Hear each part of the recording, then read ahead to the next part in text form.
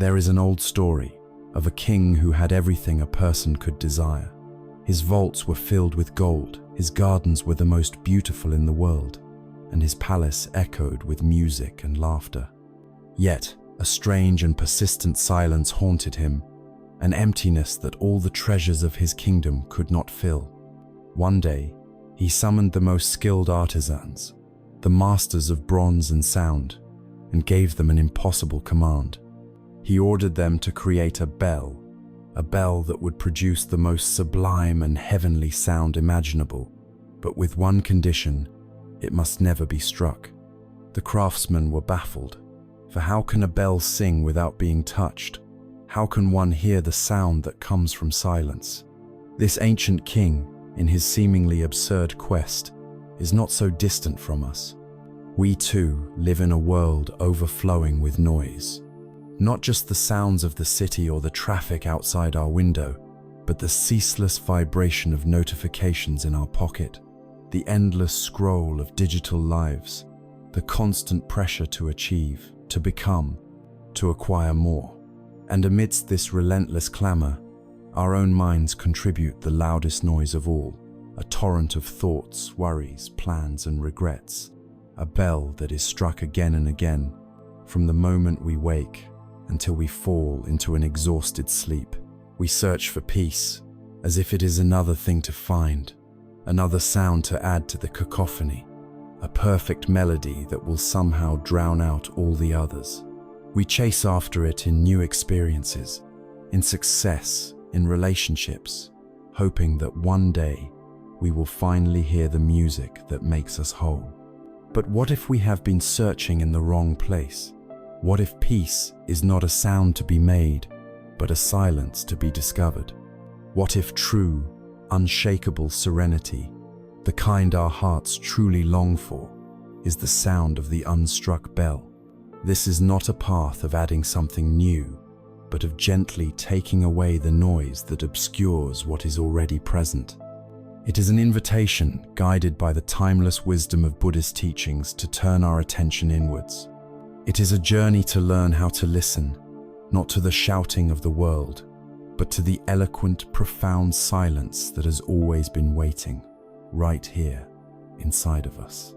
It is the beginning of learning to hear, for the very first time, the music of your own quiet heart. Before we can ever hope to hear the sublime silence of the unstruck bell, we must first become intimately familiar with the noise that constantly drowns it out. This is not the noise of the outside world, the traffic or the television, but a far more persistent and personal clamor. It is the noise inside our own skulls, the restless chatter of a mind that rarely, if ever, comes to rest. This inner soundtrack is so constant that most of us don't even recognize it as noise. We take it to be the very essence of who we are.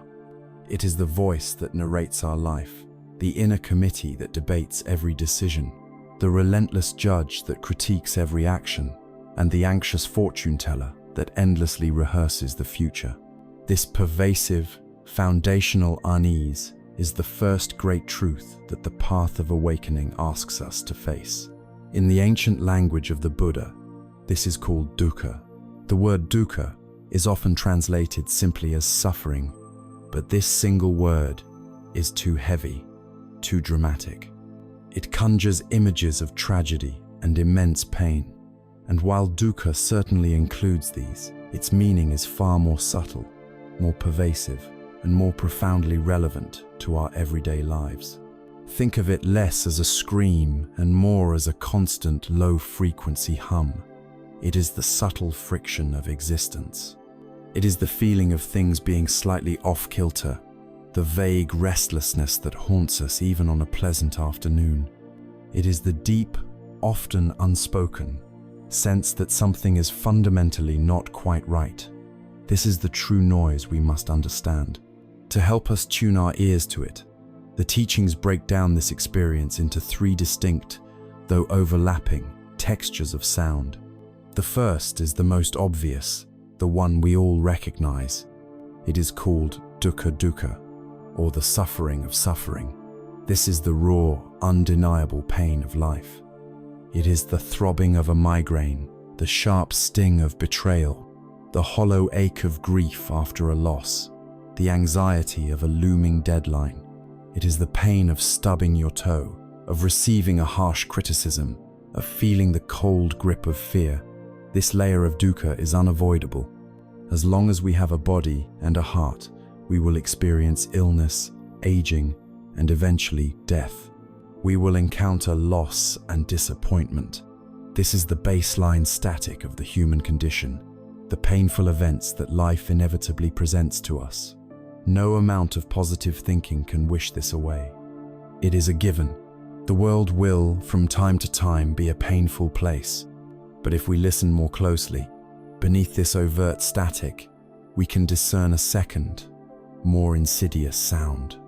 This is called viparinama dukkha, the suffering of change. This is the anxiety that is woven into the very fabric of our happiness. It is the bittersweet taste of a perfect summer day, shadowed by the knowledge that autumn is coming. It is the joy of a wonderful meal, tinged with the sadness that it will soon be over. It is the love we feel for someone, coiled around the deep fear of one day losing them. We experience a moment of triumph, a promotion, a success, and for a fleeting time we feel satisfied.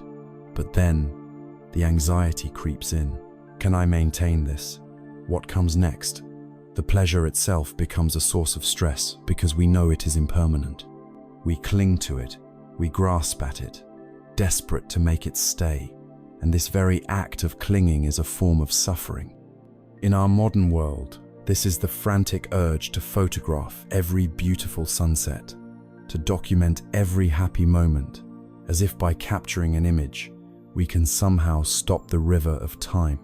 We are trying to freeze a pleasant experience, refusing to accept that its nature is to flow and change. This resistance to the fundamental law of impermanence is viparinama dukkha. It ensures that even our moments of greatest pleasure are subtly poisoned by the fear of their ending. It's the background tension that comes from trying to hold on to smoke. Now, we must listen even deeper to the most subtle vibration of all.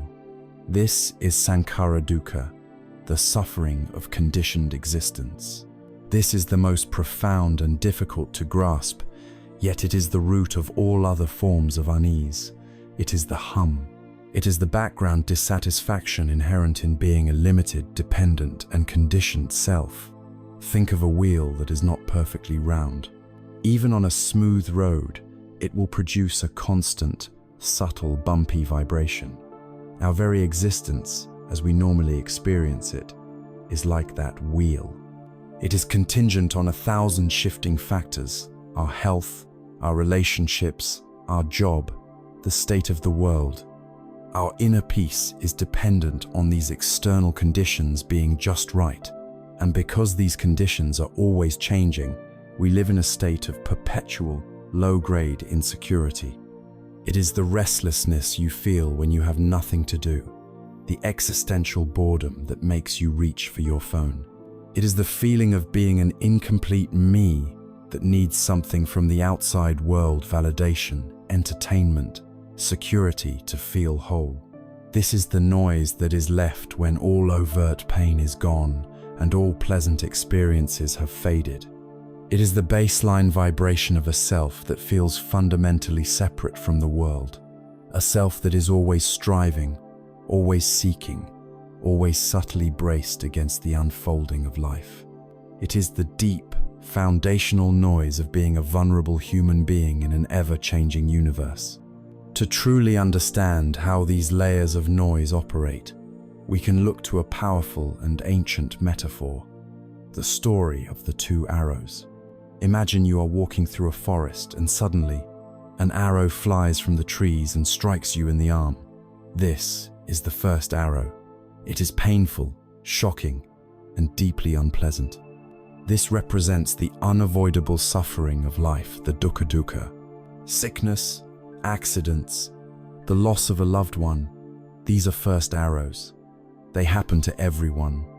They are part of the territory of being alive. But what do we do next? The untrained mind, in its panic and confusion, immediately reaches for another arrow and shoots itself. This is the second arrow. This arrow is our reaction to the first. It is the story we tell ourselves. Why me? This is a catastrophe. I can't believe this happened. It's unfair. I will never recover from this. My life is ruined. This second arrow is made of our own resistance, our fear, our self-pity, our anger.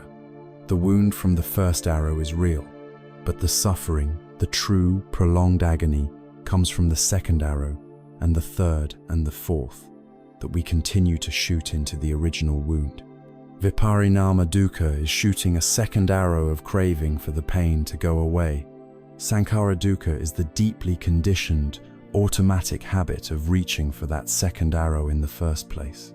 The path of mindfulness, the path to hearing the unstruck bell, is not about developing some magical shield to stop the first arrow. First arrows will always fly. The practice, instead, is to learn to notice the space between the impact of the first arrow and our hand reaching for the second. It is the practice of learning not to shoot ourselves. It is crucial to understand that acknowledging this truth of dukkha is not pessimistic. It is the opposite. It is profoundly optimistic. Imagine going to a physician because you feel unwell. A good doctor does not tell you, "Oh, just think positively." A good doctor makes a clear and honest diagnosis. The Buddha was like a great physician of the mind. In identifying dukkha, he was not condemning the world or judging humanity. He was simply making a diagnosis. He was saying, "Here is the nature of the illness. It is universal. It is not your personal fault." This diagnosis is the first step toward the cure. By refusing to acknowledge the hum of dissatisfaction, by pretending it isn't there, we are like a patient refusing to admit they are sick. We can never heal. But by turning toward it, by listening with gentle, non-judgmental curiosity, we begin the process of liberation. We have now identified the noise, this complex symphony of suffering, change, and conditioned existence. We have seen how we amplify our own pain with the second arrow. The natural question that arises from this listening is, what or who is at the center of this experience? Who is this me that feels so afflicted by all this noise?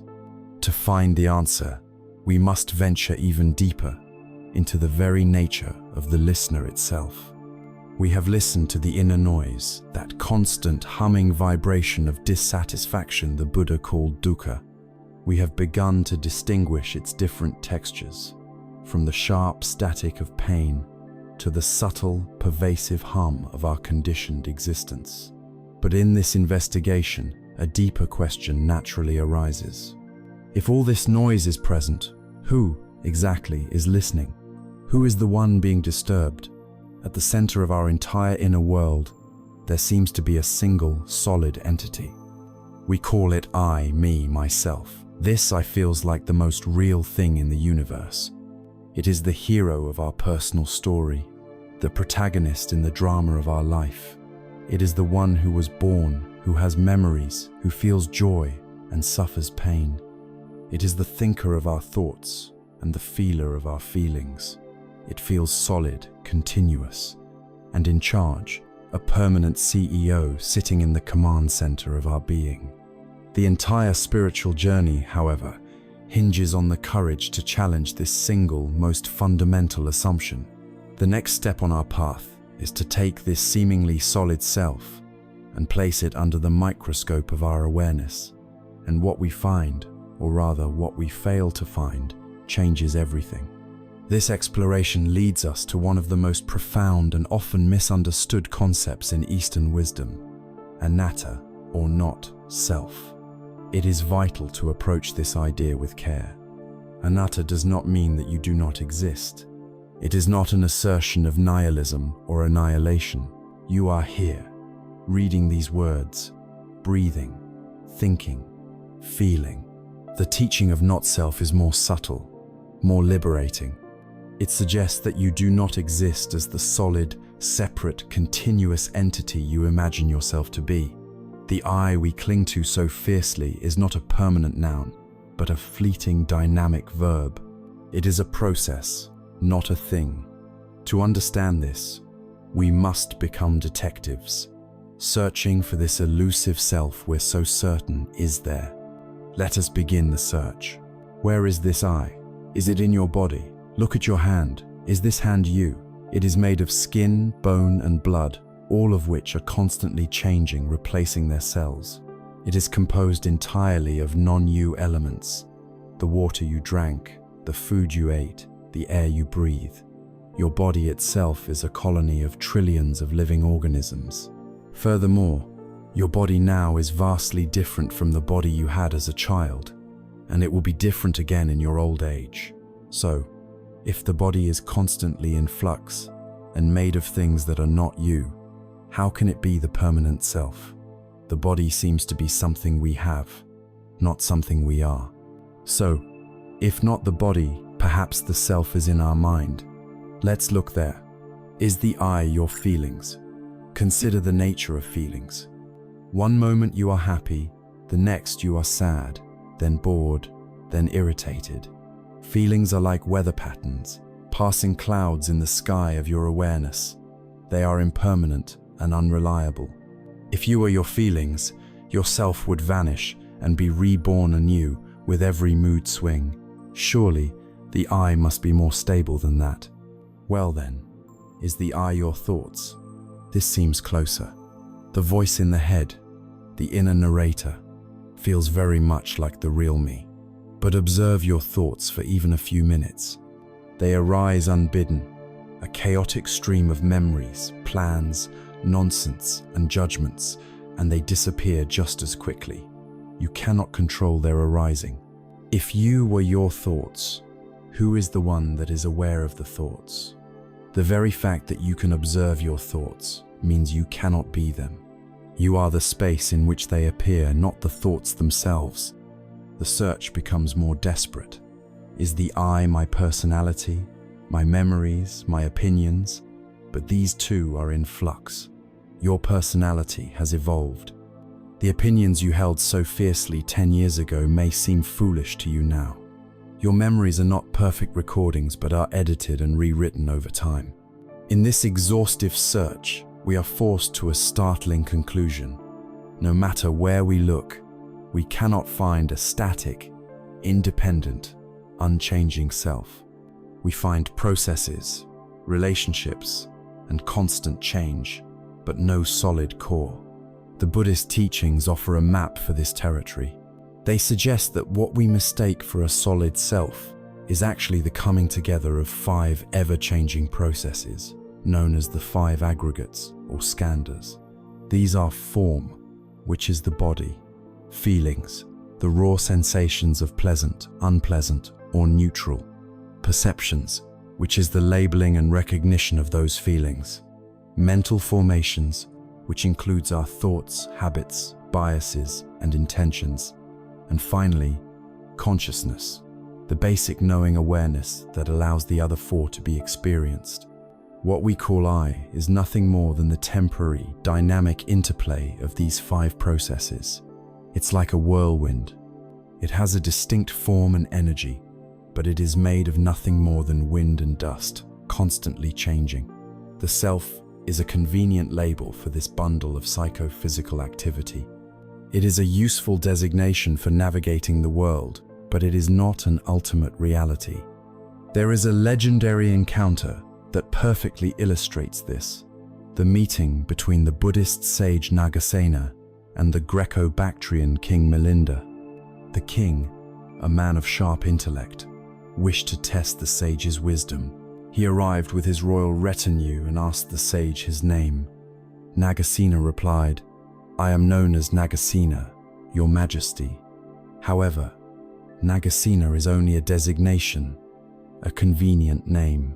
In the absolute sense, there is no permanent person to be found here. The king was amused and challenged him. If there is no person, he argued, then who wears these robes? Who eats and sleeps? Who is it that I am speaking to? Nagasena remained calm. He then posed a question to the king. gesturing to the magnificent royal chariot. "Your Majesty, you arrived here in a chariot. Please tell me, what is this chariot? Is it the wheels?" The king replied, "No, venerable sir. Is it the axle, the frame, the yoke, the reins?"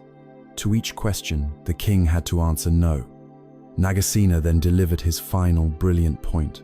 "Then is the chariot something other than the wheels, the axle, the frame, and the reins? Or is it all of these parts combined? Or is the word chariot itself the chariot?" The king, now humbled, had to admit that chariot was simply the name he gave to the collection of these parts, assembled in a particular way. Nagasena smiled gently. "Precisely, Your Majesty. Just as chariot is a convenient name for the assembly of its parts, Nagasena is a convenient name for this collection of the 5 aggregates: my body, my feelings, my perceptions, my mental formations, and my consciousness. But if you were to search for a Nagasena that exists independently from these 5 processes, you would not find it. This realization is not just a dry philosophical point, it is the key that unlocks the prison of our suffering. As long as we believe in a solid, separate self, we are destined to suffer. This I is what feels threatened, insulted, and insecure. It is this I that creates a division between me and the other, leading to jealousy, pride, fear, and conflict. It is this I that desperately clings to pleasant experiences and violently pushes away unpleasant ones. It is this I that is the fixed target for the second arrow. When life shoots the first arrow of unavoidable pain, it is this solid sense of self that feels personally victimized and is compelled to shoot the second arrow of mental anguish into itself. But if there is no fixed target, where can the second arrow land? If the self is not a solid thing but a fluid process, then insults, praise, success, and failure are just events that flow through awareness, rather than attacks or affirmations of a fragile ego. We can think of this self as a river. The ancient Greek philosopher Heraclitus famously said, "You cannot step into the same river twice. The river is always changing, always flowing, filled with new water. From the bank, it looks like a single, continuous entity we call the river, but in reality, it is pure movement." The Buddhist insight deepens this. Not only can you not step into the same river twice, but you are not the same person stepping into it. You, too, are a river, a continuous flow of experience. The belief that you are a solid stone on the riverbank, separate from the water, is the illusion.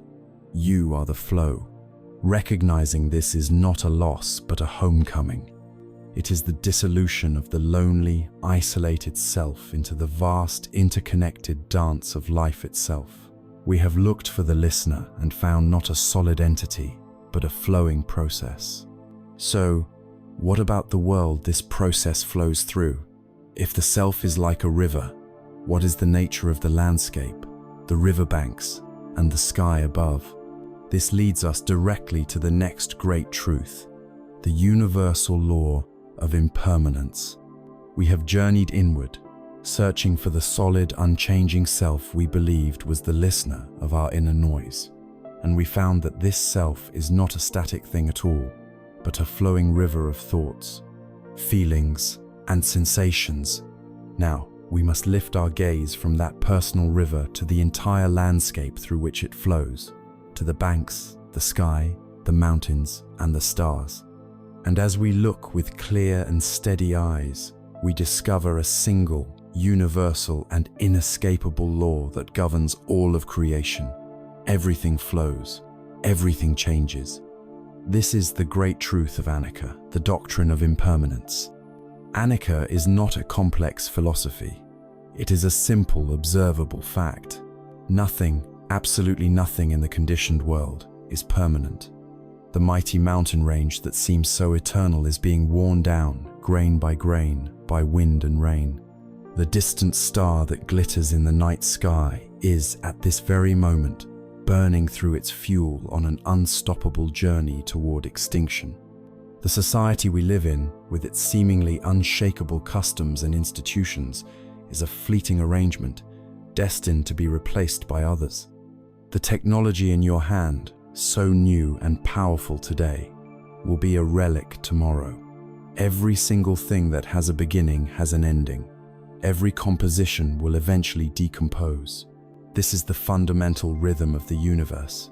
From the dance of galaxies to the life cycle of a single blade of grass, this universal law is most intimately reflected in our own experience.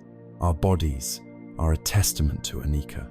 They grow, they strengthen, they heal, they weaken, they age. From one day to the next, we are not the same physical being. Our emotions are even more fluid, shifting like the tides. A wave of joy can crest and crash, followed by a quiet pool of sadness, which can then be stirred by a gust of irritation. They are visitors, every one of them, arriving and departing on their own schedule. And our thoughts, they are the most ephemeral of all.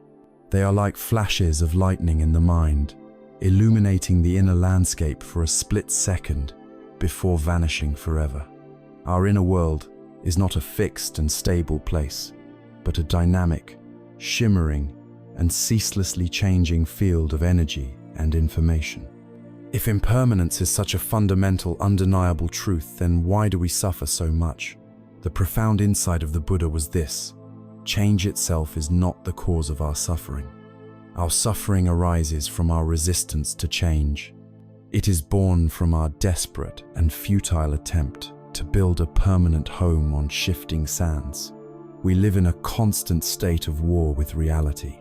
We experience a moment of pleasure, a beautiful taste, a loving embrace, a moment of success, and our mind immediately clings to it. We say, I want this to last forever. We try to grasp it, to hold it, to build a fortress around it. But life, being a river, simply flows on, leaving us with an empty fist and the ache of loss. This is the suffering of change we have already touched upon, the anxiety born from trying to freeze a sunbeam. Conversely, we experience a moment of pain, physical discomfort, a difficult emotion, a challenging situation, and our mind violently pushes it away. We say, "This is unacceptable. Get this away from me." We build a wall of aversion, denial, and complaint. But the river of reality simply flows around the wall or erodes it, and our struggle only exhausts us and intensifies our pain. Our fundamental discontent stems from this singular, tragic misunderstanding.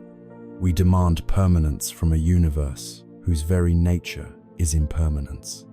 We are like a child sitting by the ocean, crying every time a wave recedes from the shore.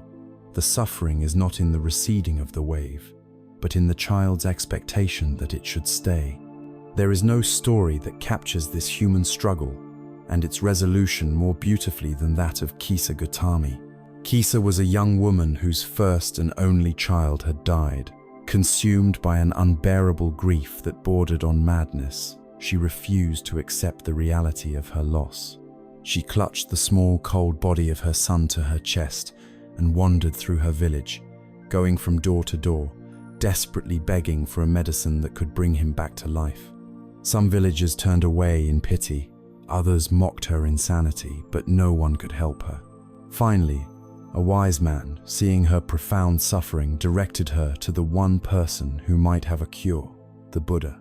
She ran to him, laid her son at his feet, and pleaded for the miracle medicine. The Buddha looked at her not with judgment, but with immense compassion. He did not lecture her or dismiss her. Instead, he gave her a task. "There is only one medicine that can help," he said gently. "But to make it, I need a special ingredient. I need you to go back into the village and bring me a single mustard seed from a house where no one or no child, no spouse, no parent, no Savanthas ever died." Filled with a desperate hope, Kisa Gautami began her search once more. "At the first house," she asked, "the Buddha has sent me for a mustard seed to cure my son. Have you known death in this house?" The woman of the house replied, "I have the seed, but do not remind me of my deepest sorrow. My husband died just last year." Kisa moved to the next house. "I need a mustard seed from a house untouched by death." The family there looked at her sadly. "Lady, the living are few, but the dead are many. We lost our eldest parent not long ago. She went from house to house, and the story was always the same. Take the seed, but my sister was taken by a fever. Here is the seed, but we buried our youngest child last season." As the day wore on and dusk began to settle, a profound transformation occurred within her. The sharp personal agony of her own grief began to dissolve into a vast, spacious understanding. Her sorrow was not a unique punishment. It was the shared, universal experience of all humanity. Loss was not an intruder in some homes. It was a resident in every home. She was not alone. In that moment of profound realization, she gently carried her child to the charnel ground, let go of his body, and returned to the Buddha, not with a mustard seed, but with a quiet, awakened heart. She had not found a way to stop death, but she had found something far greater, the peace that comes from accepting life as it is. She had understood Anicca. This is why the truth of impermanence is not a grim or depressing reality. It is, in fact, the ultimate good news. It is the secret key to liberation. Because everything changes, nothing is ever hopelessly stuck. Our deepest sorrows, our most painful emotions, our most ingrained and destructive habits, they are not permanent fixtures of who we are. They are clouds, not the sky. They are waves, not the ocean. Because of Anicca, grief can soften into a sweet and gentle memory. Anger can dissipate like morning mist. Numbness can blossom into feeling. The rigid prison of our personality can begin to open. Impermanence is the law that makes growth, healing, and forgiveness possible. It guarantees that no winter lasts forever. It is the promise that dawn will always follow the darkest night. By embracing Anicca, we stop fighting the river. We learn to build a raft instead of a dam. We learn to flow with life, to dance with its changing rhythms. And in doing so, we find a grace and a resilience we never thought possible. We have now walked through the foundational landscape of our existence as described by the Buddha. We have faced the truth of dukkha, the pervasive dissatisfaction that hums beneath the surface of our lives. We have deconstructed the illusion of anatta, the solid self, finding only a flowing process.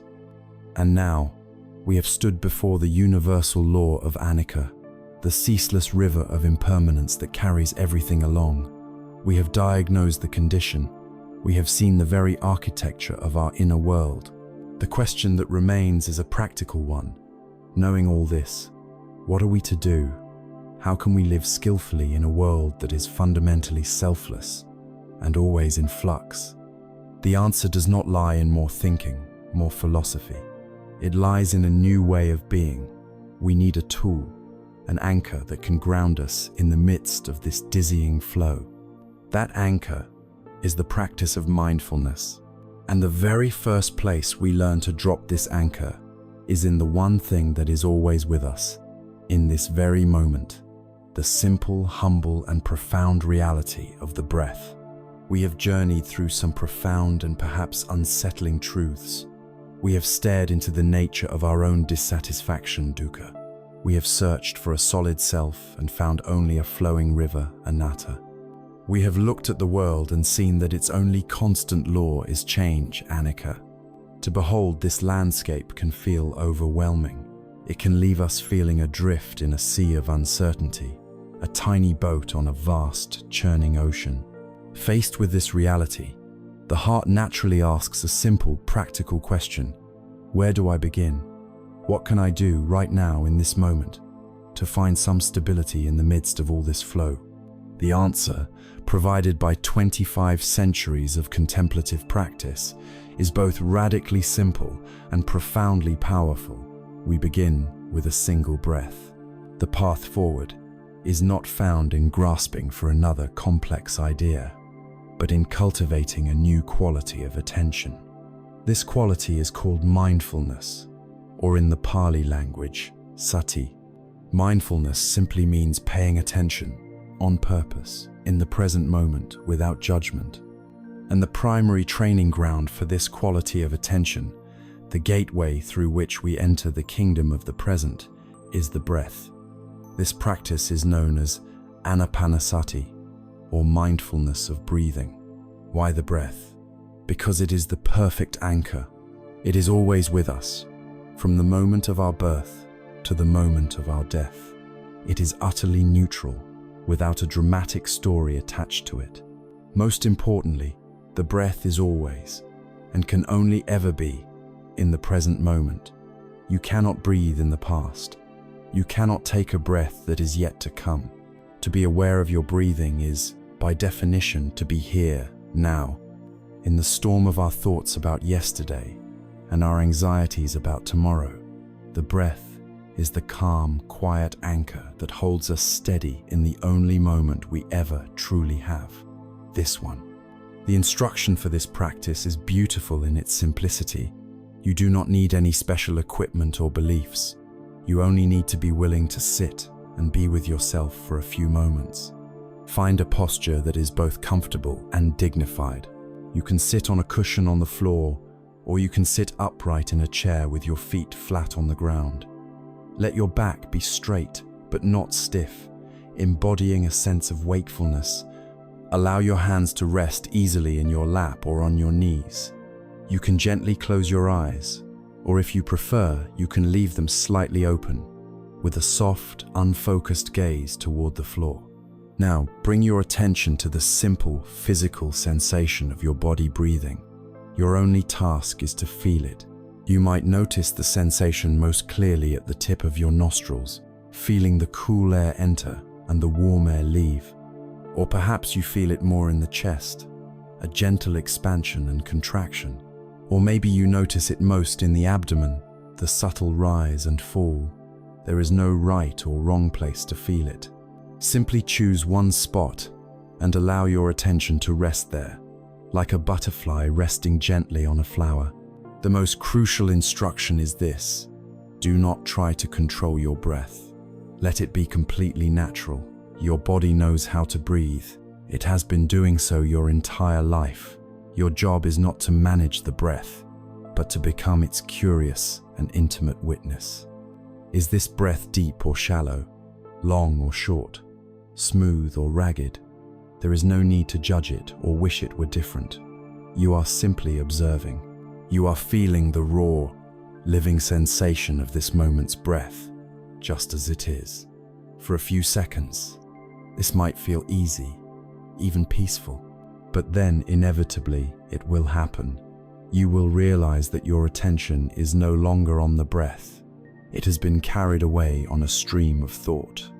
You might be planning your dinner, replaying a conversation from yesterday, worrying about a future event, or lost in a daydream. This is the most important moment in the entire practice. The moment you realize your mind has wandered is not a moment of failure. It is a moment of success. It is a moment of pure mindfulness. In that instant of realizing, oh, I'm thinking, you have woken up. The automatic pilot has been switched off. Do not be discouraged. Do not be frustrated with yourself. The nature of an untrained mind is to wander. It is what minds do. This wandering is the very habit of dukkha, anatta, and anicca playing out in real time. Instead of judging yourself, can you offer yourself a moment of quiet congratulations? You woke up. Now, with kindness and patience, the instruction is simply to gently, without any force, escort your attention back to the physical sensation of the breath. That is all. You feel the breath. The mind wanders. You notice it has wandered. You gently return. This is the entire practice. It is one repetition of this mindful loop, over and over again. There is a classic story used to describe this process, the taming of a wild bull. Imagine our mind is a powerful, untamed bull. full of chaotic energy, crashing through the forest, following every impulse. This is our monkey mind. Now imagine you are a farmer who wishes to tame this bull. You do not fight it head on. You would surely lose. Instead, you get a strong rope and a very sturdy post. You manage to tie one end of the rope around the bull's neck, and the other end you tie firmly to the post. The bull, of course, becomes furious. It pulls, it rages, it runs to the end of the rope and is yanked back. It tries again and again, exhausting itself in its struggle against the rope, but the post is firm. After some time, the bull realizes its struggle is futile. It is tired. It discovers that it can lie down near the post and be at peace. In this story, the wild bull is our untamed mind. The sturdy post is the anchor of the breath. The rope is mindfulness, the strand of gentle attention that connects the mind to the breath. When we first begin to practice, our mind will rage. It will pull with thoughts, memories, and plans, desperate to run free. It feels constrained and restless. But if we patiently and persistently maintain that gentle connection, holding the rope of mindfulness, the mind eventually grows tired of the struggle. It learns that it doesn't have to run constantly. It discovers that there is a place of rest, of safety, of peace right here, anchored to the simple rhythm of the breath. Each time you notice your mind has wandered and you gently return it, you are strengthening that rope. You are taming the bull. You are not trying to kill the bull or break its spirit. You are simply teaching it that it has a home base, a place of sanctuary. This simple practice begins to change the very architecture of our experience. It creates a precious space between a stimulus and our habitual reaction. It cultivates a stability within us, a quiet center that we can return to when the storms of life begin to rage. And by watching the mind's endless attempts to wander, we become our own best psychologists. We see its favorite patterns, its recurring worries, its hidden assumptions. We witness impermanence in the fleeting nature of each thought. We experience not self in the realization that these thoughts arise on their own. We feel dissatisfaction in the mind's restless desire to be anywhere but here. The practice is not just about concentration. It is a living laboratory for insight. The breath is the training ground. It is the sturdy post to which we tether the wild energy of the mind. Once the mind has grown a little more accustomed to this tether, once it has learned that the post is a place of safety and not a prison, we can begin to lengthen the rope. We can allow the bull to graze in a wider and wider field without it running away in a panic. We can begin to expand our field of awareness beyond the single point of the breath. And the most natural and immediate place to extend our gentle, curious attention is into the rich, complex, and sensory landscape of our own physical body. We have found a gentle anchor in the ever-present rhythm of the breath, a quiet post to which we can tether the restless energy of the mind. For a few moments, the mind, like the tamed bull, has learned that it can find rest. Now, with our awareness a little more settled, a little more stable, we can begin to lengthen the rope. We can allow our attention to roam, to explore the world that is nearest and most intimate to us, a world we so often ignore or take for granted, the inner landscape of our own physical body. This is not just a journey into flesh and bone, it is a journey into a living library, for the body keeps the score. It is a storehouse of our unspoken history. Every joy we have felt, every fear we have suppressed, every moment of stress, and every wave of relaxation has left its subtle imprint in the tissues of our being. The tension in our jaw, the tightness across our shoulders, the knot in our stomach, these are not random aches. They are the physical echoes of our emotional life. They are stories written in the language of sensation.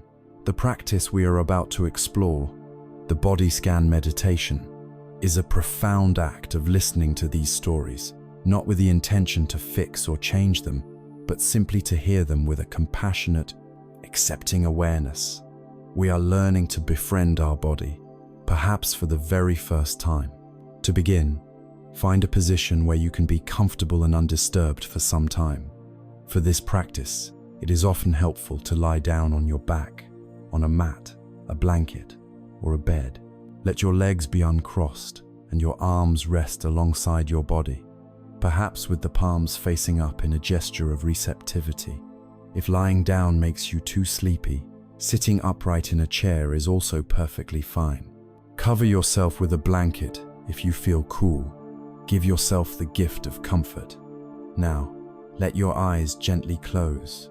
Begin by bringing your awareness back to your anchor, the breath. Don't change it, just feel it.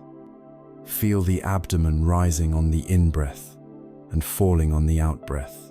Spend a few moments here, simply arriving in this space, in this body, with this breath. When you feel ready, allow the focus of your attention to travel down, all the way through your body, down your left leg, and into the toes of your left foot. See if you can bring your awareness inside your toes. You don't need to wiggle them, just feel them from the inside out. What sensations are present here? You might notice a sense of warmth or coolness, or perhaps a tingling, a pulsation, or a feeling of pressure where they touch one another. You might also feel nothing at all, a kind of numbness. That is perfectly fine. The goal is not to feel something special, but to be aware of whatever is present, even the absence of sensation. Now, gently allow your awareness to expand, to include the sole of your left foot, the heel resting against the surface beneath you, and the top of the foot. Hold this entire foot in your awareness, breathing with whatever sensations you find. From the foot, let your attention travel up to the left ankle, the lower leg, the shin and the calf muscle. Then move into the left knee, front and back. Continue upward into the large muscles of the left thigh, all the way up to the hip joint. Just resting your attention here, feeling, noticing without any judgment. Now, let go of the left leg and gently shift your focus all the way down to the toes of your right foot. And again, begin the slow, curious journey. The toes, the sole, the heel, the ankle, the right lower leg, the knee, the right thigh, and the hip. You are simply moving a spotlight of gentle attention through your body, illuminating whatever is there without needing it to be different. Now, bring your awareness to the pelvic region, the bowl of the hips, the buttocks, and the lower back. This is an area where we often hold tension. Just notice what is here. There is no need to release it or fix it.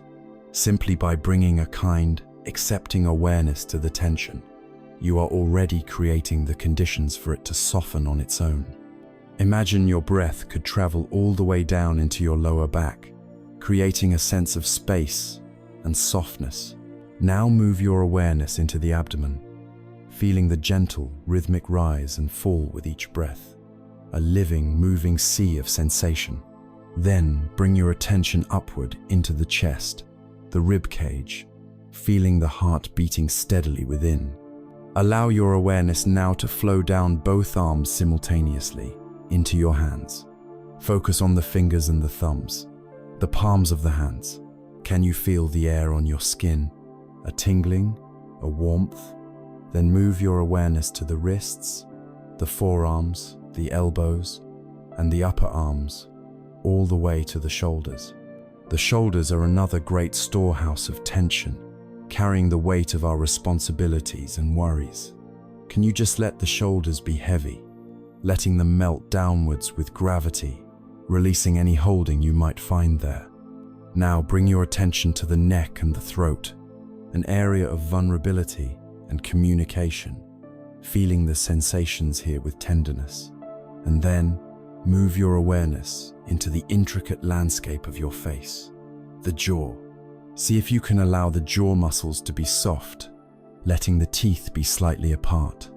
Let the lips be soft, the tongue resting easily in the mouth.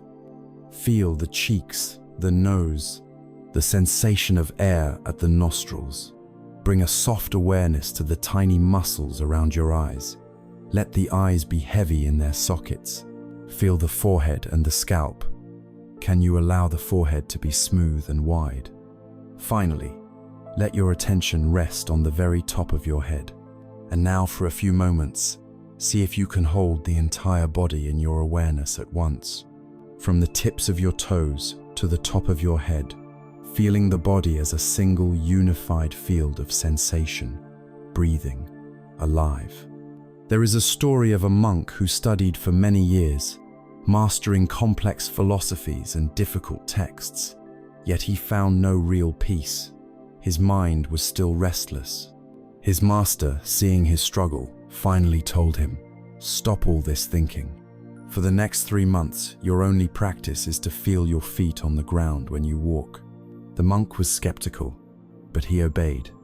His entire world shrank to the sensation of his feet.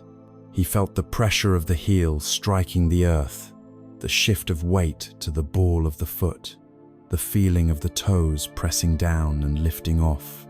He felt the texture of the path, the warmth of the sun-baked soil, the coolness of the wet grass.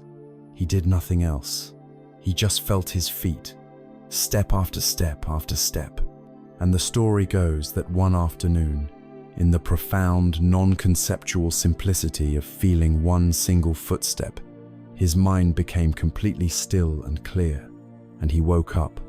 He found the liberation he had been seeking not in a lofty idea, but in the most humble, mundane, physical sensation. This is the power of listening to the body. It reminds us that wisdom is not hidden in the clouds of abstract thought. It is right here, in the feeling of the breath in your belly, in the warmth of your hands, in the ache in your back. The body does not lie. By practicing the body scan, we learn to inhabit our lives fully. We heal the artificial split between mind and body and become whole again. We witness anicca, impermanence, in the way sensations constantly shift and change. One moment there is an itch, the next a warmth, the next a tingling. We learn to be with both pleasure and pain, without grasping or resisting. When a painful sensation arises, instead of tensing up and shooting the second arrow of "I hate this," we learn to breathe with it, to investigate its qualities with curiosity, to make space for it. And very often, when a difficult sensation is met with this kind of spacious, accepting awareness, it begins to soften. It loses its power over us. We are allowing the stored energy of old wounds and stresses to finally resolve and release themselves. We have listened to the anchor of the breath. We have now listened to the vast, living landscape of the body. We have trained our attention to stay with the tangible, the physical, grounding ourselves in felt experience. We have become more embodied, more present. Now, with this foundation of embodied presence, we are ready to turn our gentle, non-judgmental awareness towards something even more subtle, more fleeting than a physical sensation. We are ready to learn how to sit quietly on the bank of the river of our mind and simply watch the clouds as they drift across the inner sky, without being swept away by the winds of thought and emotion. We have anchored ourselves in the steady rhythm of the breath. We have journeyed through the living, sensory landscape of the body. In these practices, we have cultivated a certain stability, a quality of gentle, embodied presence. Now, with this foundation beneath us, we turn our attention toward the most dynamic, most seductive, and often most turbulent element of our inner world, the ceaseless stream of thought. For most of our lives, we don't experience this as a stream we are watching. We experience it as the very water we are drowning in. The voice in our head that narrates, comments, judges, and plans feels like the very core of our identity. We assume that we are this voice. The French philosopher René Descartes famously declared, "I think, therefore I am." Our entire modern culture is built upon this assumption, the belief that our self is synonymous with our thinking mind. But the path of liberation invites us to question this fundamental belief, to perform a radical experiment. What if you are not your thoughts? Imagine you are sitting by the bank of a river. The water flows constantly, carrying with it leaves, twigs, silt, all manner of debris. This is the nature of a river. Now, imagine that for your entire life, you have been tumbled along in the current, believing you are the water, tossed about by every eddy and whirlpool.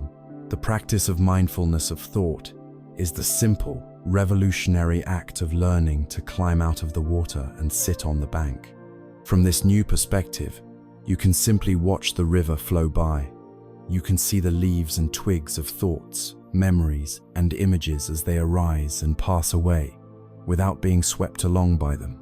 This shift in perspective, from being in the thought stream to being the witness of the thought stream, is the beginning of true freedom.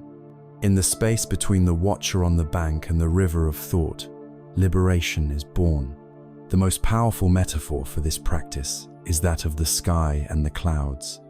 Your true nature, the vast, open awareness that is reading these words right now, is like the sky. It is boundless, clear, luminous, and always at peace. It has never been harmed, never been stained. It is inherently whole and complete. Thoughts, feelings, and sensations, on the other hand, are like the clouds. They arise in the sky, drift through it for a time, and then dissolve back into it. Some clouds are white, fluffy, and pleasant. These are our happy thoughts, our daydreams, our moments of joy. Some clouds are dark and menacing, full of thunder and lightning. These are our fears, our anger, our grief, our self-criticism. And many clouds are just thin, grey, and uninteresting, the background chatter of the mind. For our entire lives, we have mistaken ourselves for the clouds. When a dark, stormy cloud of anger appears, we say, "I am angry." When a heavy, grey cloud of sadness drifts in, we say, "I am sad."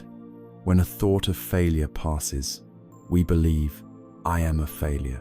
We completely identify with the temporary weather pattern, forgetting that we are the vast, unchanging sky in which the weather is happening. The practice is to gently but persistently shift our identification from the fleeting clouds to the ever-present sky. The sky is not afraid of the storm. The sky does not cling to the pretty white clouds. It allows all of it to come and go freely, because its own nature is not affected by the passing weather.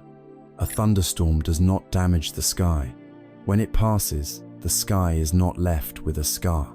It is still the same vast, peaceful, open space. Can we learn to grant our thoughts this same freedom to come and to go, without identifying with them, without believing they are who we are?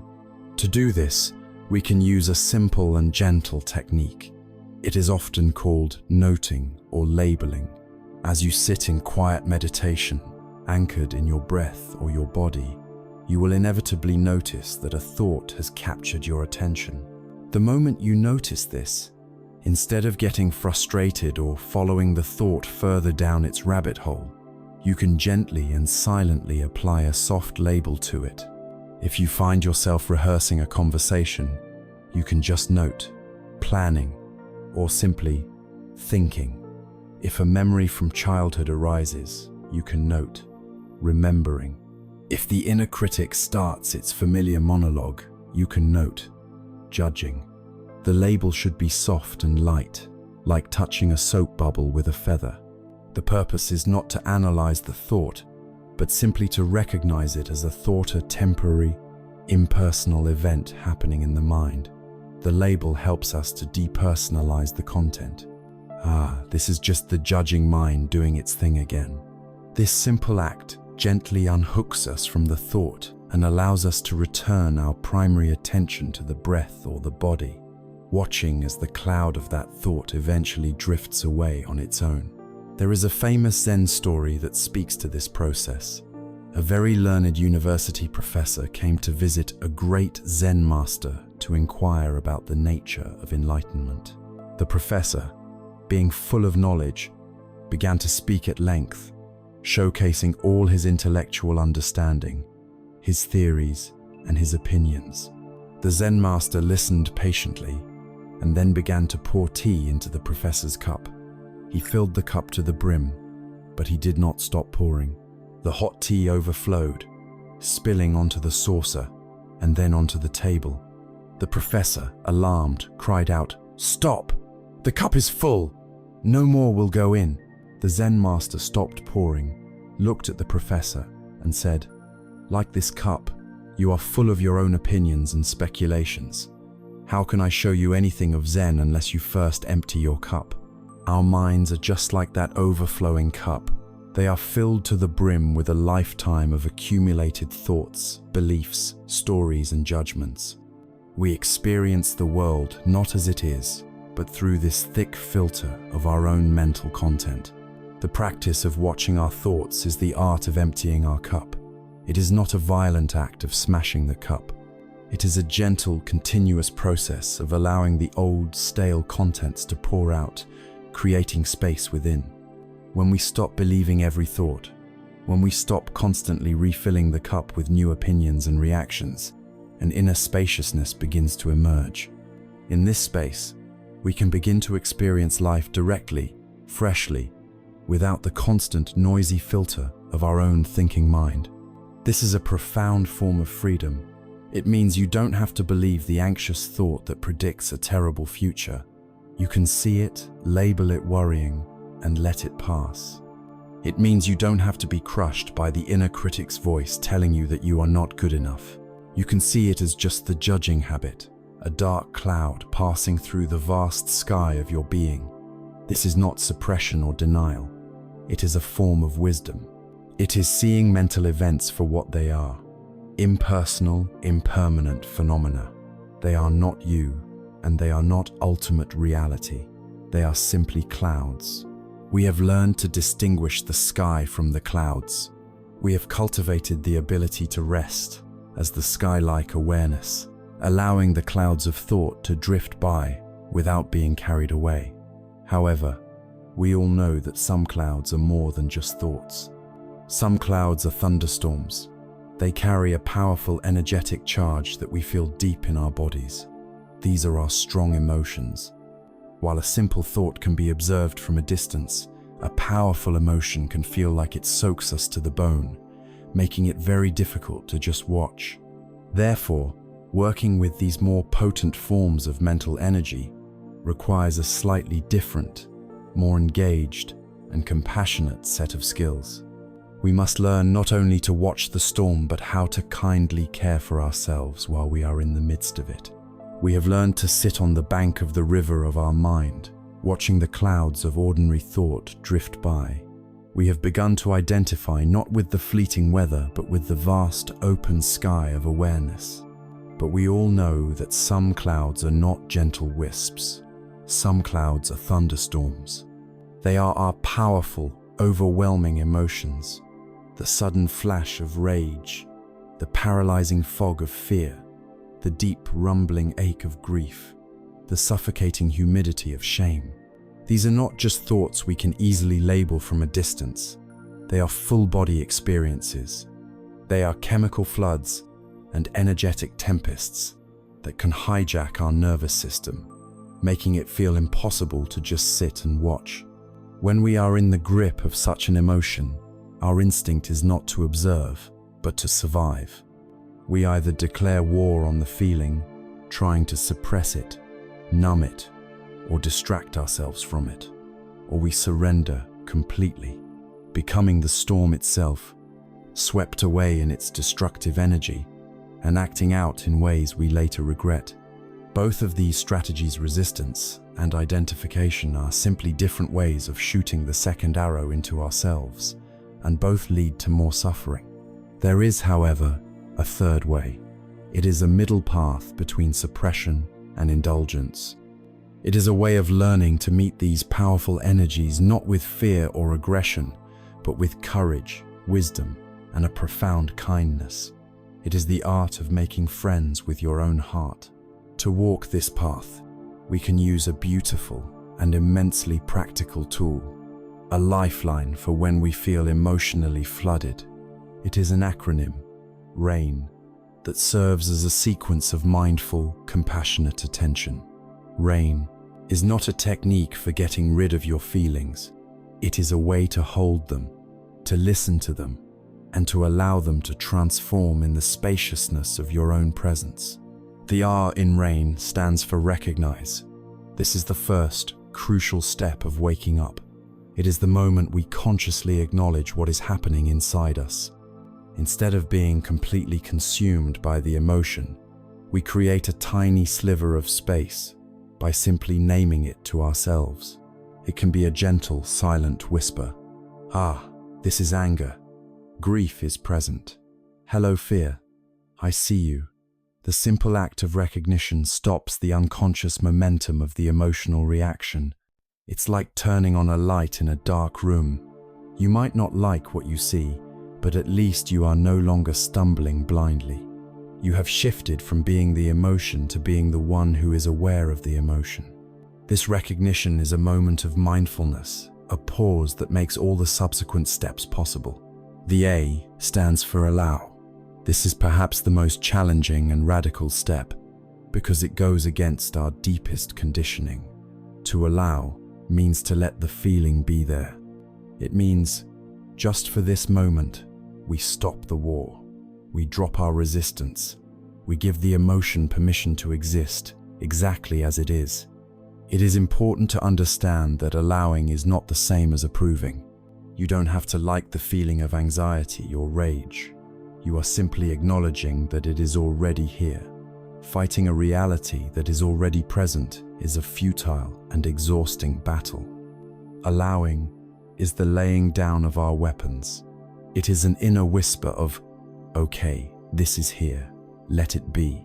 We unclench our inner fist and let the raw energy of the emotion move through us without trying to block it or push it away. This act of allowing stops us from shooting that second arrow of resistance, which is so often more painful than the emotion itself. The I stands for investigate. Once we have recognized the emotion and allowed it to be present without a fight, a natural curiosity can arise.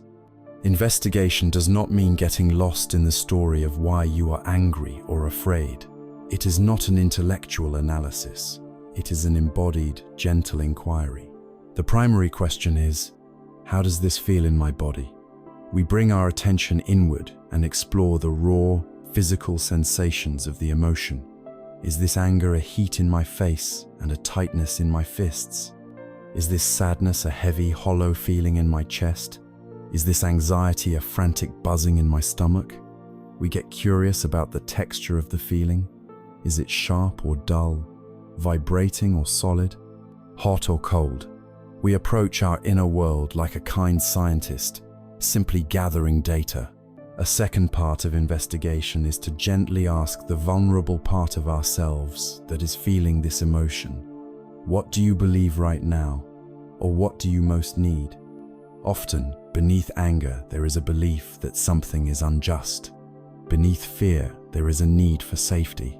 This gentle inquiry helps us connect with the wounded, younger part of ourselves that is at the heart of the emotional storm. Finally, the N stands for nurture. After we have recognized, allowed, and investigated our inner world, we meet what we have found with active kindness. This is where we bring deliberate compassion to our own suffering. Nurturing can take many forms. It might be placing a hand gently on your heart or on the part of your body where you feel the emotion most strongly, offering warmth and comfort. It might be whispering kind words to yourself, the words you would offer to a beloved friend or a crying child. It's okay, sweetheart. I'm here with you. This is so hard, but we will get through it. You are consciously offering yourself the care and compassion that the wounded part of you so desperately needs. You are becoming your own loving parent. This act of self-compassion is not selfish. It is the essential medicine that allows our deepest wounds to heal. There is a powerful story from the life of the Buddha that illustrates this process perfectly. His jealous cousin, Devadatta, conspired to assassinate him by unleashing a ferocious, intoxicated elephant named Nalagiri to charge at him in a narrow street. When the people saw the enraged elephant thundering toward them, they screamed and scattered in terror. The Buddha's loyal attendant, Ananda, tried to shield him with his own body. But the Buddha stood his ground, calm and unwavering. He did not run. He did not prepare to fight. He did not create a magical shield. Instead, he looked at the terrified, enraged animal, and he radiated a powerful, boundless field of pure, unconditional loving kindness. As the charging elephant entered this palpable field of compassion, its murderous rage began to dissolve. Its thundering steps slowed to a walk. It came to a stop before the Buddha, knelt down, and became completely calm. Our own powerful emotions saw rage, our fear, our shamir, our inner Nalagiri. Our conditioned response is to run from them or to fight them. The practice of rain is the Buddha's way. We meet the raging energy not with more aggression or fear, but with the transformative power of mindful, compassionate presence. Recognize, allow, investigate, and nurture.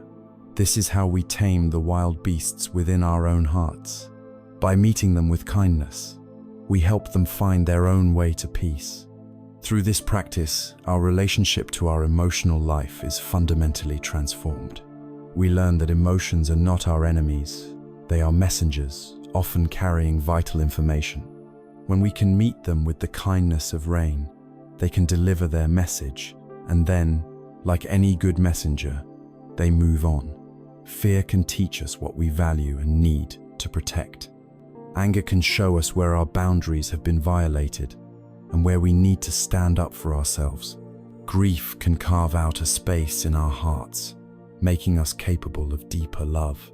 This alchemical process turns the lead of our suffering into the gold of wisdom. We cease to be the victims of our inner weather and become the wise and compassionate caretakers of our own heart. We have now journeyed deep inside, learning to anchor in the breath, listen to the body, witness our thoughts, and befriend our emotions. We have gathered the essential tools for inner resilience and self-compassion. The question that naturally follows is how this profound inner work begins to reshape our engagement with the outer world. These practices are not meant to create a peaceful bubble for us to hide in. They are the foundation for a new way of living. This new way is characterized by an increasing sense of ease, flexibility, and freedom, a quality that is best described by the essential practice of letting go. We have now gathered a powerful set of inner tools. We have an anchor in the breath, a friendly awareness of the body, a spacious sky for our thoughts, and a compassionate method for meeting our emotions. All these practices point toward a central, liberating art, a concept we hear spoken of so often that it has almost lost its meaning. The art of letting go. We are told to just let it go as if it were as simple as dropping a stone from our hand. But what does this truly mean? For many of us, this advice can feel frustrating, even invalidating. How do you let go of deep-seated anger, profound grief, or persistent anxiety? Does it mean we should become passive, that we should stop caring about the world, that we should allow ourselves to be treated poorly? This common understanding of letting go as a form of weak resignation is a profound misinterpretation. True letting go, as understood in the contemplative traditions, is not a passive surrender. It is an active, courageous, and deeply intelligent act of liberation. It is the art of unclenching the fist of the mind. First, it is essential to understand what letting go is not. It is not apathy or indifference. It does not mean you stop caring about yourself or others. In fact, the opposite is true. When our energy is no longer consumed by fighting reality, by resisting what is, we have far more energy available to love, to serve, and to act with wisdom. Letting go is also not passivity. It does not mean we don't work to change injustice or improve our circumstances. A meditator who sees a house on fire does not sit back and say, "I let go of the house." They mindfully and effectively do everything they can to put out the fire and help those in danger.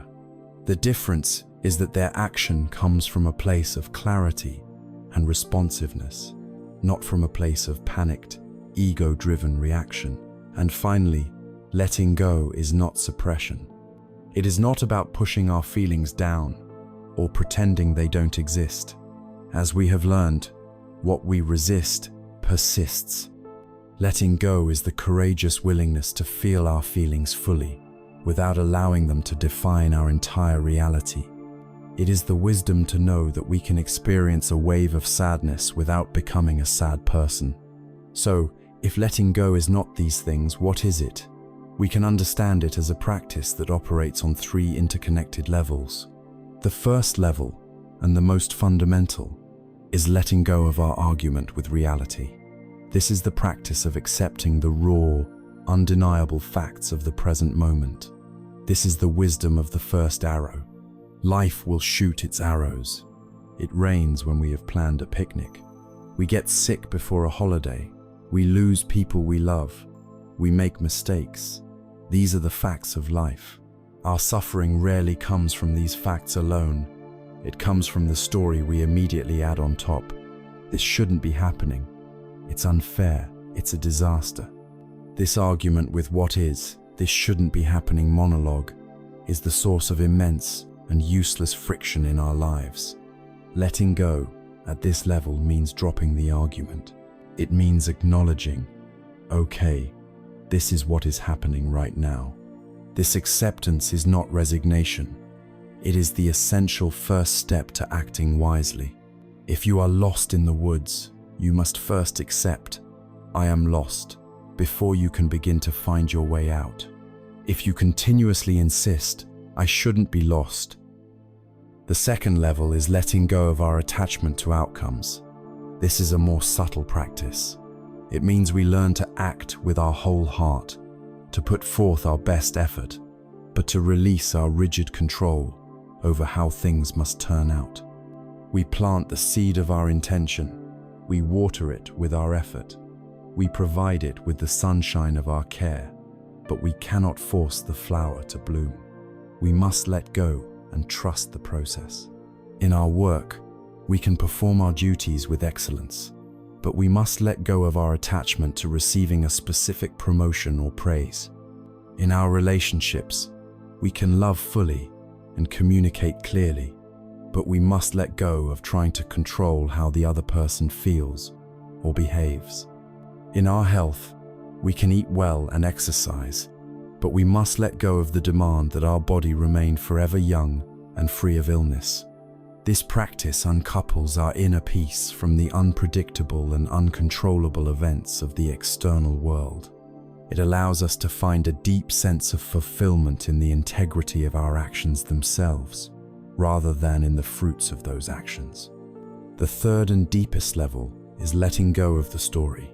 This is where the practice connects directly to the wisdom of not-self, anatta. For any given event, there is the simple fact, and then there is the narrative that we, as the self-proclaimed main character, weave around that fact. The fact might be, my boss criticized a paragraph in my report. The story might be, I am a complete failure. My boss thinks I'm an idiot. I'm going to be fired. My life is over. Letting go of the story means recognizing this narrative for what it is, a collection of thoughts, a string of clouds passing through the mind. We release the need to be the hero or the victim in our own melodrama. We see the story as a mental creation, not as ultimate reality. This is incredibly liberating. It allows events to be just events, rather than personal referendums on our self-worth. The perfect illustration of this art is the beloved Zen story of the 2 monks and the woman at the river. 2 monks, one senior and one junior, were on a long pilgrimage. Their monastic vows were very strict, and one of the most serious was that they were forbidden to touch a woman. After walking for many hours, they came to a river with a strong current.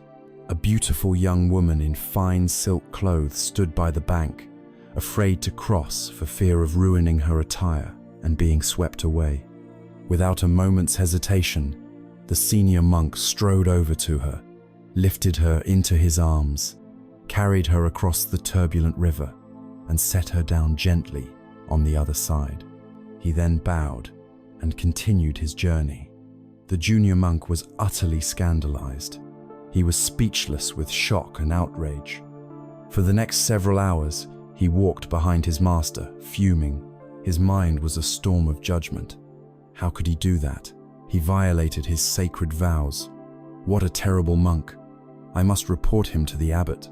He replayed the scene in his mind 100 times, each time adding more layers to his story of transgression. Finally, as they approached their monastery that evening, he could not contain himself any longer. He burst out, "Brother, I cannot believe what you did today. How could you break your vows and touch that woman? What were you thinking?"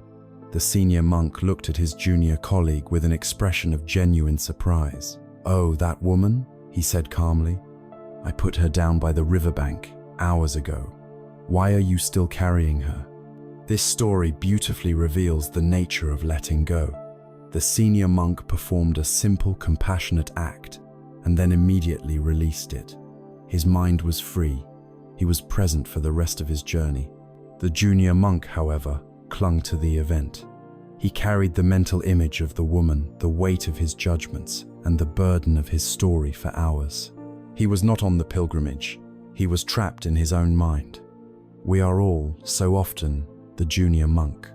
We carry our past hurts, our old resentments, our stories of victimhood, and our judgments of others with us, long after the events themselves are over. We are weighed down by burdens that we placed on our own backs. Letting go is the continuous, moment-to-moment practice of recognizing what we are carrying and gently setting it down. It is not a one-time decision, but a skill cultivated over time. It is an act of profound trust in ourselves and in life, a trust that we have the resources to meet the next moment and the next without being weighed down by the last. The heaviest burdens we carry are often those tied to our past. Therefore, a crucial application of this art is in learning how we can heal the wounds of yesterday by truly, fully inhabiting today. We have spoken of the art of letting go, of the wisdom in unclenching the fist of the mind and putting down the heavy burdens we carry. And for so many of us, the heaviest and most persistent burden is our past. It travels with us, not as a collection of historical facts in a dusty book, but as a living, breathing presence within our own bodies and minds. It is the ghost in the machine, the echo in an empty room, the pain of a past betrayal, the shame of an old mistake, the grief of a loss from long ago. These things can feel as real and potent today as they did when they first occurred. We find ourselves reacting to present situations with the emotions of the past, caught in cycles we don't understand, haunted by memories we didn't consciously summon. We feel trapped by our own history, defined by the wounds we have sustained. But the path of mindfulness offers a radical and liberating truth. The only place the past has any power is in the present moment, and therefore, the only place we can heal the past is also in the present moment. Let us be very clear about this insight. The actual event that caused you pain is over. It is gone. It exists nowhere in the universe. It cannot touch you now. What we call the past is, in reality, experienced in only two ways right now: as a thought or as a feeling in the body. A memory is a thought, a neurological event happening in your brain in this instant. The emotional charge of that memory, the tightness in your chest or the heat in your face, is a cascade of physical sensations happening in your body, also in this instant. This is a revolutionary reframing. It moves the problem from an unchangeable, monolithic then, to a fluid and workable now. We are no longer trying to perform the impossible task of changing history. We are undertaking the very possible task of changing our present moment relationship with the thoughts and feelings that represent that history. For most of our lives, we are trapped in a prison of reliving. An innocuous comment, a certain smell, a particular tone of voice can act as a trigger, instantly activating an old, painful memory. Before we know it, we are no longer in the present. We are emotionally transported back to the original scene, and our nervous system reacts as if the trauma is happening all over again. We are fighting old battles, defending against old threats, and suffering from wounds that are no longer being inflicted, except by our own mind. The practice for healing this is not to try and forget the past or to force the memories away. That is a form of resistance that only gives them more energy. The practice, instead, is to learn to meet these ghosts with the light of present moment awareness. When a difficult memory or the emotional echo of the past arises, we can learn to apply a form of spiritual first aid. The first step is to recognize what is happening. We can say to ourselves, this is a memory. This is the past arising. This simple recognition creates a crucial gap. It is the beginning of disidentifying from the experience. The second step is to immediately anchor yourself in the safety of the present. Feel your feet firmly on the floor. Feel the solid chair supporting you. Notice the air on your skin. Listen to the ambient sounds in the room. Most importantly, connect with the rhythm of your breath. This sends a powerful signal to your nervous system. You are here. You are in this room, in this year. You are safe now. The event is not happening again. The third and most transformative step is to shift your attention from the story in your head to the sensations in your body. Instead of getting lost in the cinematic details of what happened, ask yourself, where am I feeling this in my body right now? Move your attention inward. Is it a hollowness in your stomach? A tightness in your throat? A heavy weight on your shoulders? Be specific. Be curious. And then, you can bring the gentle medicine of rain to this embodied experience. You recognize the feeling. You allow it to be there without fighting it. You investigate its physical qualities. And then, most tenderly, you nurture. You offer kindness to that part of yourself. You can place a hand on your heart and whisper, I know this hurts. It was so hard. I am here with you now. You are bringing the wise, compassionate adult you are today to sit with the wounded, younger version of you who experienced the original pain. You are giving yourself the comfort and safety you may not have received back then. There is a timeless teaching story that perfectly illustrates this healing power of awareness. A man stumbles into a dark shed late at night. In the corner, his eyes make out the shape of a large coiled snake poised to strike. Instantly, his body is flooded with terror. His heart pounds, his palms sweat, his mind races with fear of a painful death. His suffering in that moment is 100% real. His body is experiencing the full-blown trauma of a mortal threat. He is frozen in panic. Then, a friend walks into the shed with a lantern. The bright, steady light illuminates the entire room, and in that light, the man sees clearly that what he thought was a deadly snake was, in fact, nothing more than a harmless coil of rope. In the instant of clear seeing, the fear vanishes. It doesn't need to be processed, analyzed, or released. It evaporates. The seeing is the healing. Our unexamined past traumas are the snake in the dark. In the dim light of our habitual, distracted consciousness, they appear to be a living, venomous threat, capable of striking at any moment. We live in constant, low-grade fear of them. The practice of mindfulness is the act of bringing the lantern into the room. The bright, steady light of present moment awareness, when shone upon our memories and their emotional charge, reveals them for what they are. They are not a living snake that can harm us now. They are a coil of ropier collection of thoughts and physical sensations happening in the present. The rope may still look a bit like a snake. The sensations may still be uncomfortable, but we know with a deep certainty that we are not in mortal danger. This clear seeing dissolves the secondary layers of fear and panic that cause the most suffering. This practice does not erase the past. It does not pretend that painful things did not happen. Instead, it does something far more profound. It integrates them. By repeatedly meeting the energy of the past with presence and compassion, we are fundamentally rewiring our nervous system. We are creating a new pathway.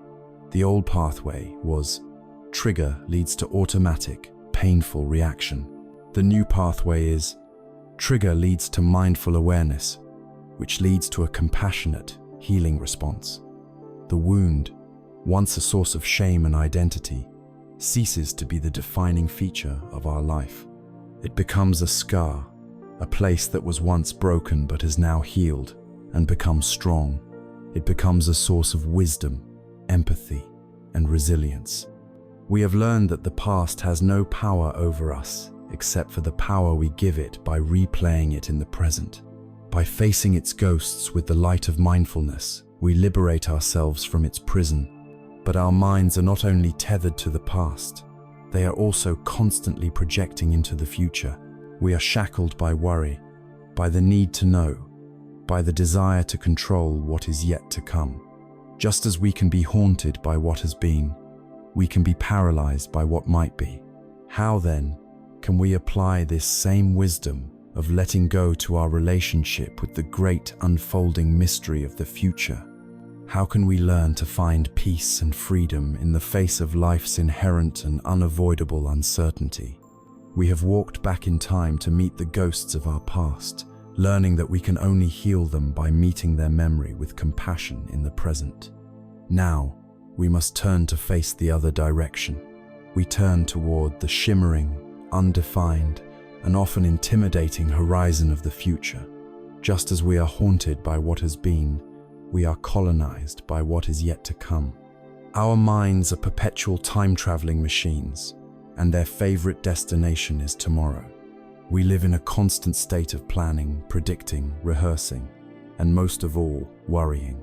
We are possessed by the belief that if we can just anticipate every possibility, control every variable, and prepare for every contingency, we can finally be safe, we can finally be happy. This relentless projection into the future is a second form of haunting, a second form of imprisonment, and a primary source of the anxiety that permeates our modern world. Anxiety, in its essence, is the experience of suffering from things that have not happened. We conjure a negative future in the cinema of our Minder failed project, a difficult conversation, a health crisis, and our nervous system reacts as if it is happening right now. Our heart races, our stomach clenches, our body floods with stress hormones. We are living in a waking nightmare, a fantasy of our own creation. The root of this self-inflicted suffering is a deep illusion, the illusion of control. We carry the immense unspoken burden of believing that we are the sole architects of our destiny, that it is our job to manage the universe.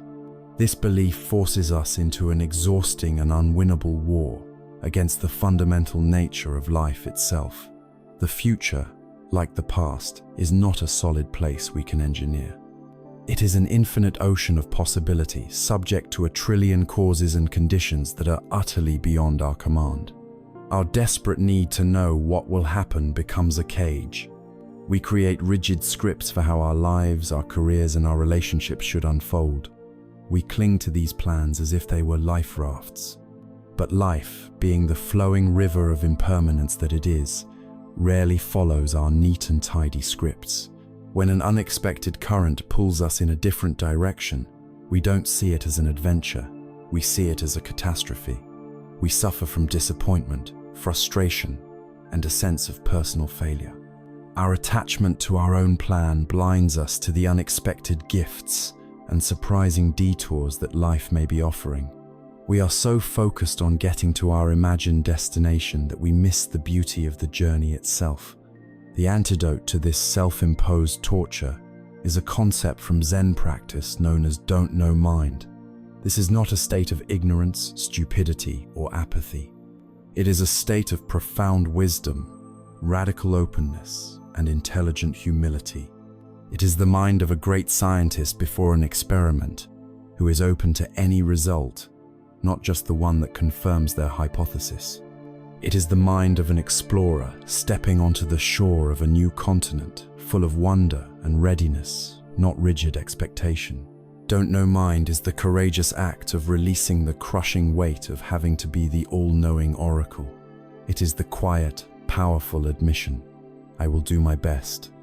I will act with integrity and kindness, and I will meet what comes with the full resources of my presence. The rest is not, and has never been, up to me. There is a timeless Taoist parable that illustrates the wisdom of don't know mind more perfectly than any lecture. An old farmer lived in a small village with his son and his one prized horse. One day, the horse ran away. The farmer's neighbors came to console him.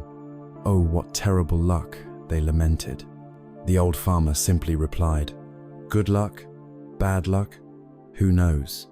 A week later, the horse returned, and it brought with it a herd of magnificent wild horses.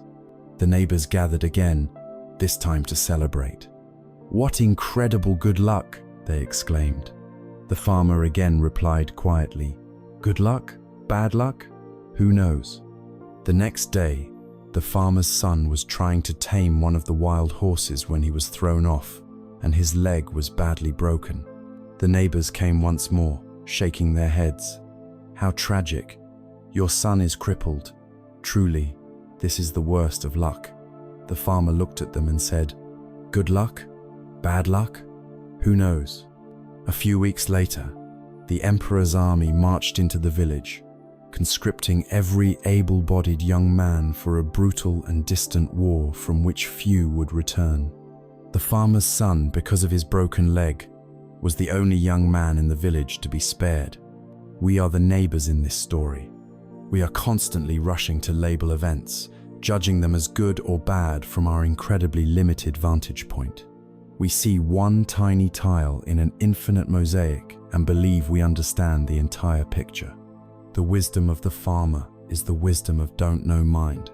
It is the humility to recognize that we never have the full story. An event that seems like a disaster today may be the seed of a great blessing tomorrow. A seeming victory may lead to unforeseen complications.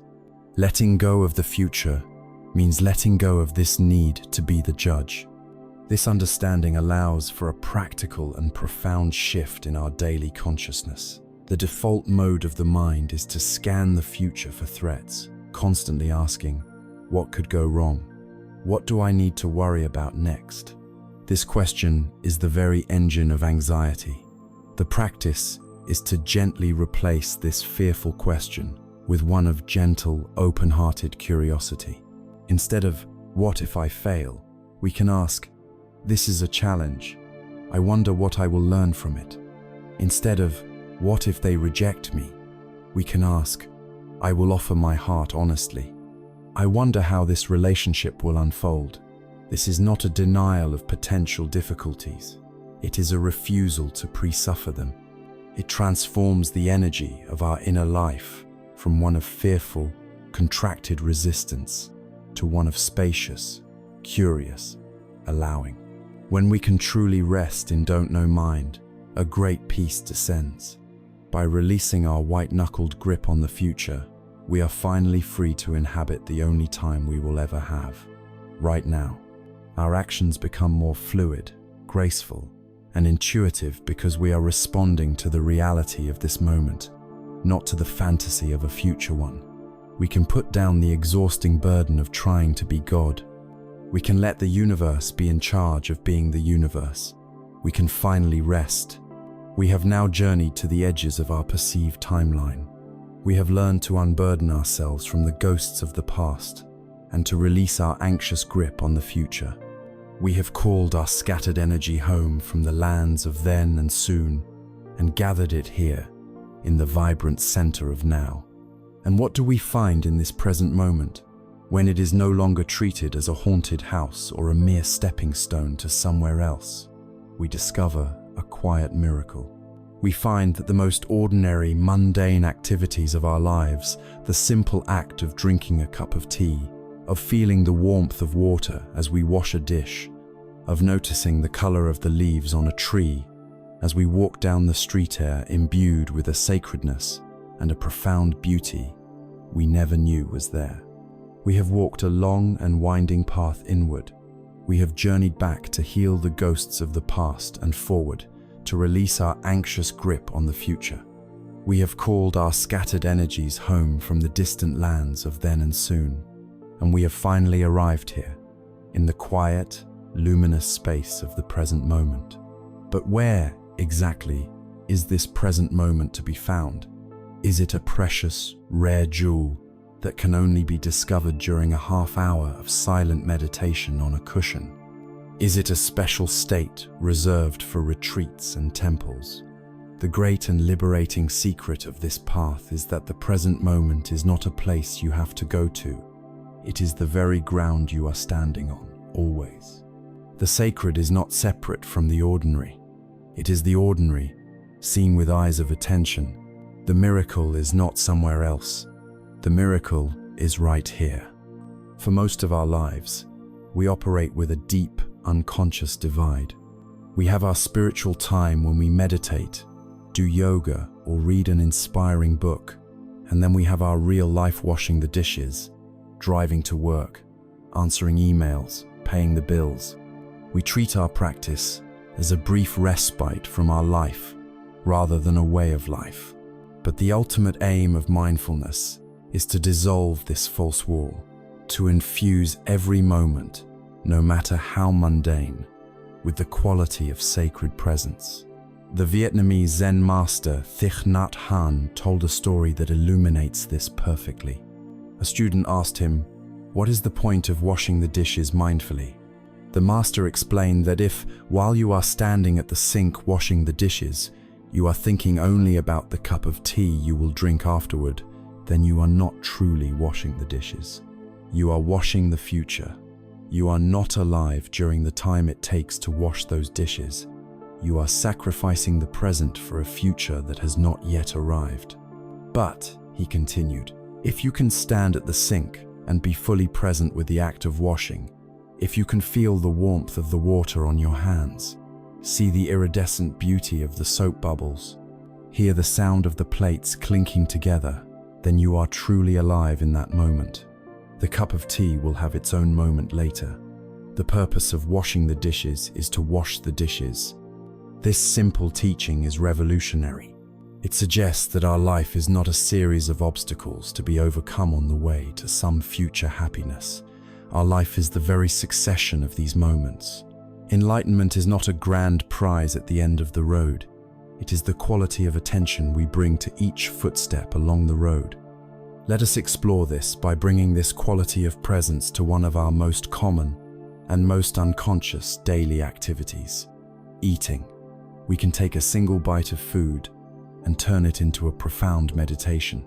First, just look at the food. If it is a piece of fruit, notice its colors, its shape, the texture of its skin. See it as if for the first time.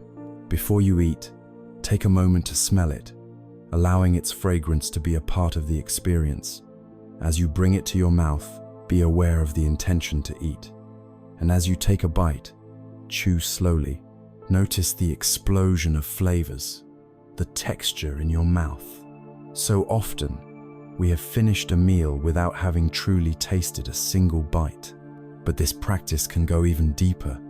As you chew, you can reflect on the interconnected nature of this piece of food.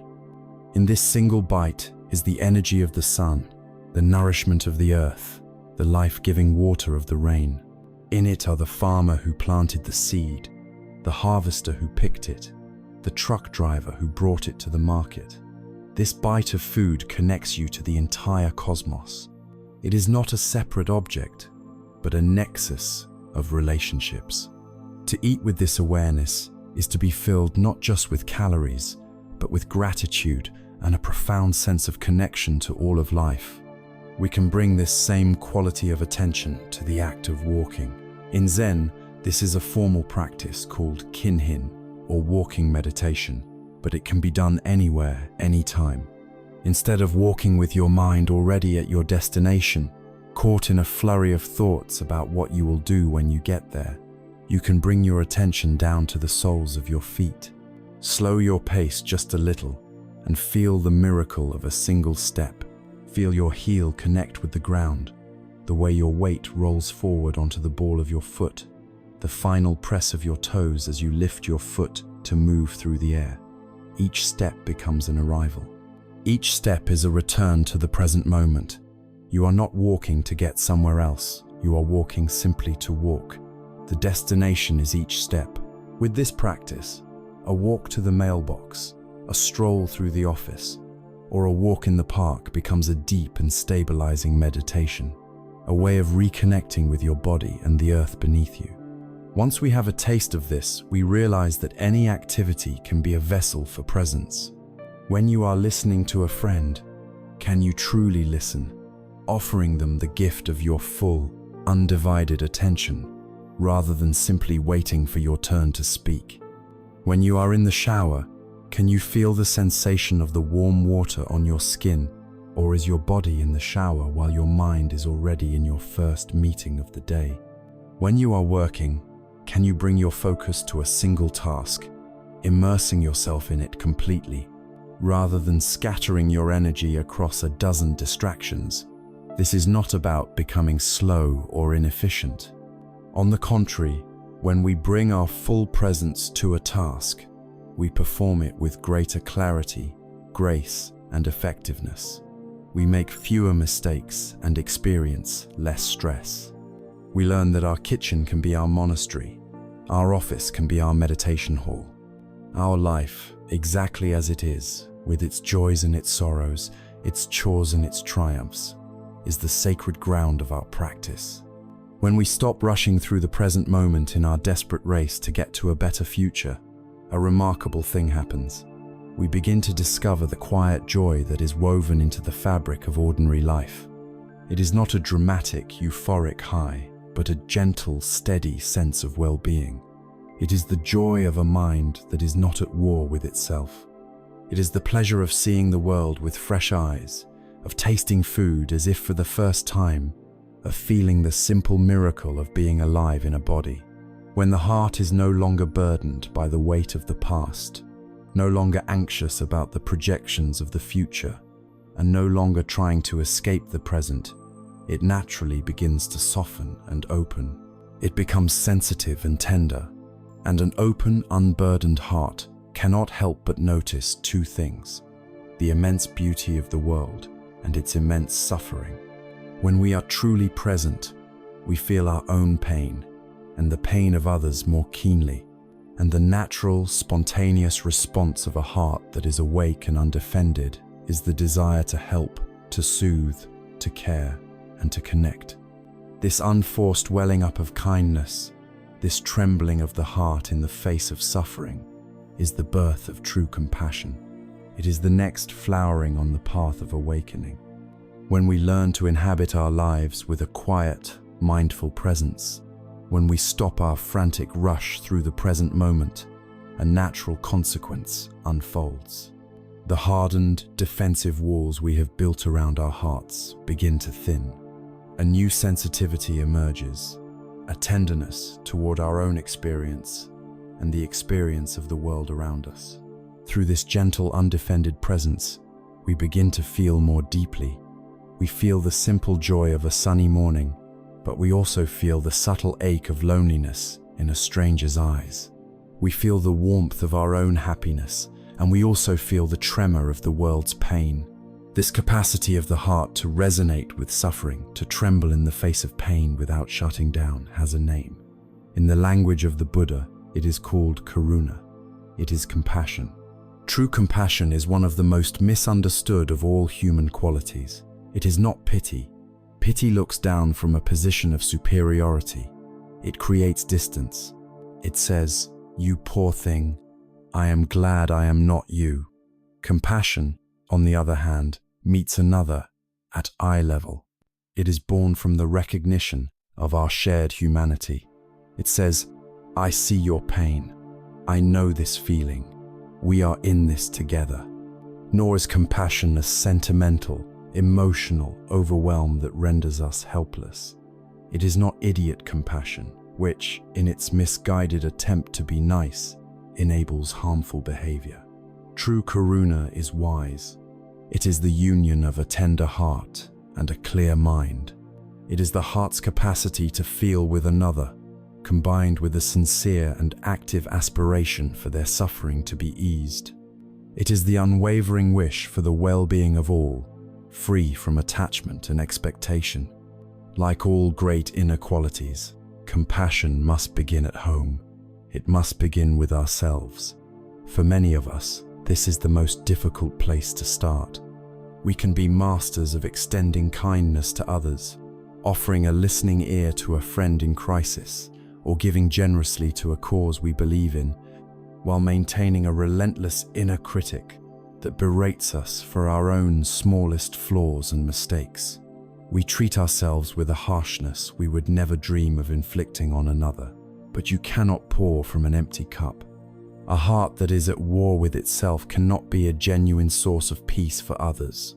Trying to be compassionate to the world without first being compassionate to yourself is a recipe for resentment, burnout, and hypocrisy.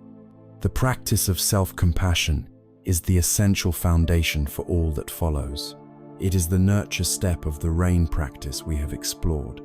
It is the simple, radical act of turning toward our own pain, our own imperfections, and our own struggles with the same kindness we would offer a dear friend.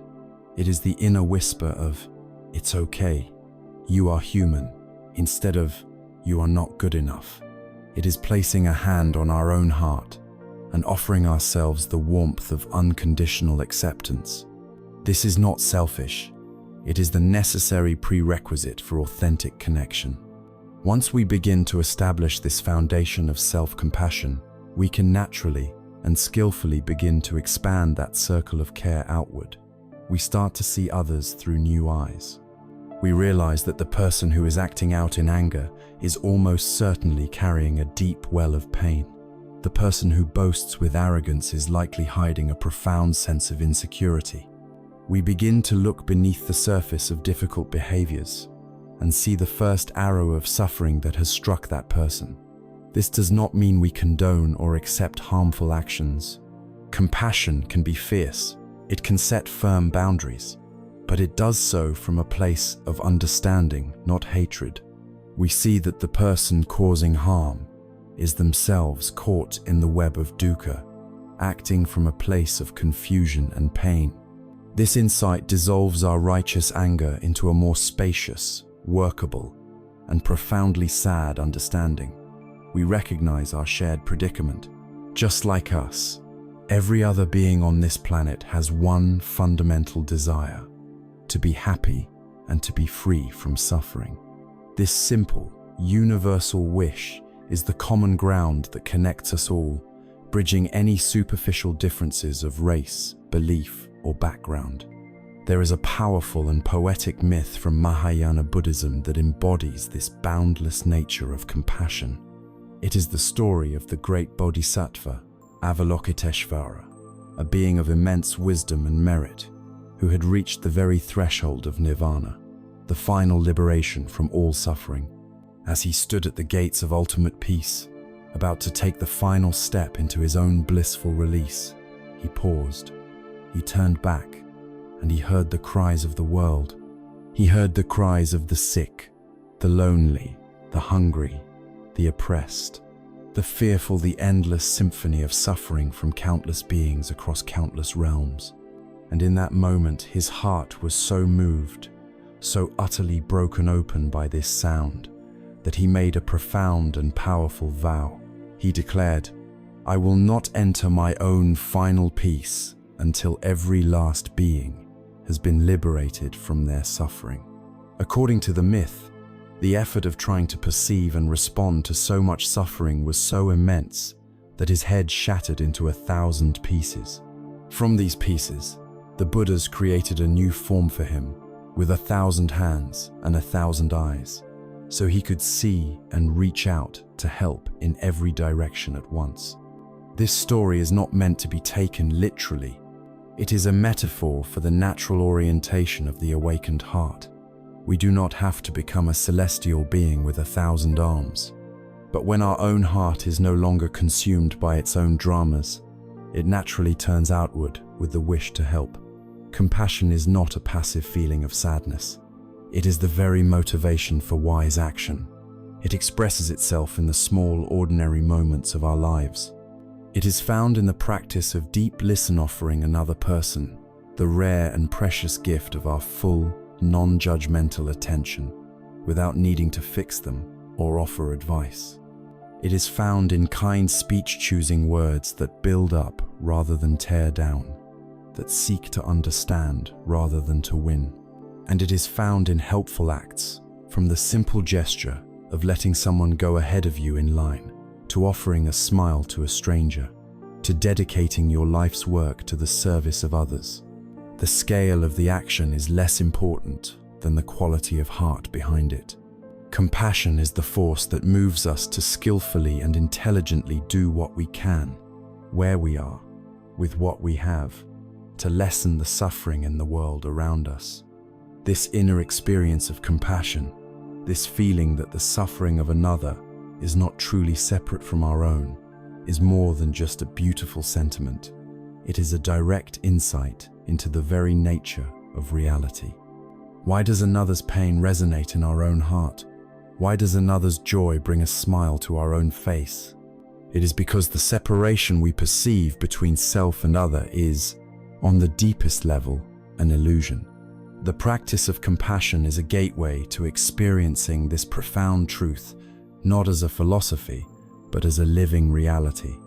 It leads us directly to the recognition of our radical, inescapable, and beautiful interconnectedness. We have walked the path of the heart, exploring the tender landscape of compassion. We have seen how an open heart naturally resonates with the joy and sorrow of others. But we must ask a deeper question. Why? Why does the suffering of another being feel, in some mysterious way, like our own? What is the fundamental law of the universe that makes compassion not just a noble sentiment, but the most logical and natural response to life? The answer lies in one of the most profound, mind-expanding, and beautiful teachings on the nature of reality, the truth of our radical interconnectedness. The Buddha called this truth paticcasamuppada, or dependent origination. This intimidating-sounding term points to a very simple, observable reality. Nothing exists in isolation. Everything arises in dependence upon other things. This is, because that is. This is not, because that is not. This arises, because that arises. This ceases, because that ceases. A flower cannot exist by itself. It requires sunlight, soil, rain, air, and a seed. The soil requires eons of geological history. The sun is part of a vast galactic system. The flower, in its simple beauty, contains the entire universe. It is not a separate thing, but a temporary, beautiful knot in an infinite web of relationships. This is the truth of all things, including ourselves. We too are not separate, solid entities. We inter-are with everything else. The Zen master Thich Nhat Hanh would often illustrate this by holding up a simple sheet of paper. He would ask us to look deeply into the paper and see the things that are not paper. If we look, we can see the sunshine that nourished the tree from which the paper was made. We can see the clouds that provided the rain to water the tree. If we look deeper, we see the forest and the logger who cut the tree down. We can see the wheat that made the bread the logger ate for breakfast. We can see the logger's parents and their parents stretching back through time. We see the miner who dug the ore to make the saw and the factory that turned the wood pulp into this sheet. The entire universe, in all its complexity, has conspired to bring this simple sheet of paper to our hands. If we were to remove the sun or the rain or the logger, the paper could not exist. It inter-is with all these non-paper elements. The same is true for us.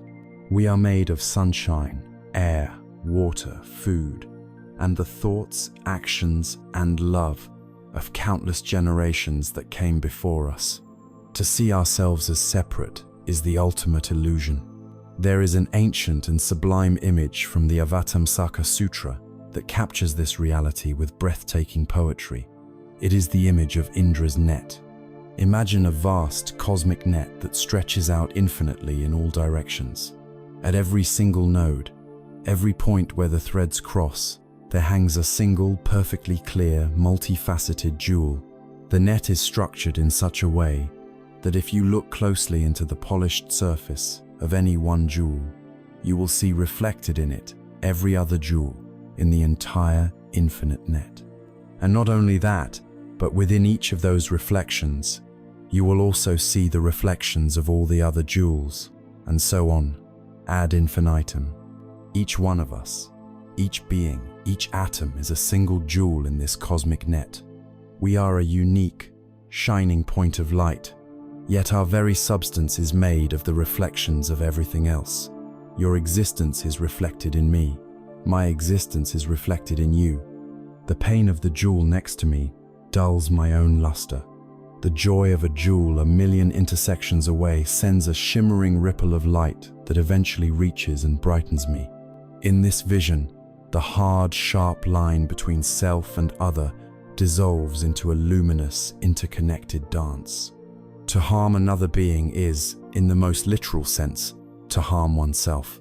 It is like one jewel deciding to tarnish its own surface, forgetting that its tarnish will now be reflected in every other jewel, diminishing the light of the entire net.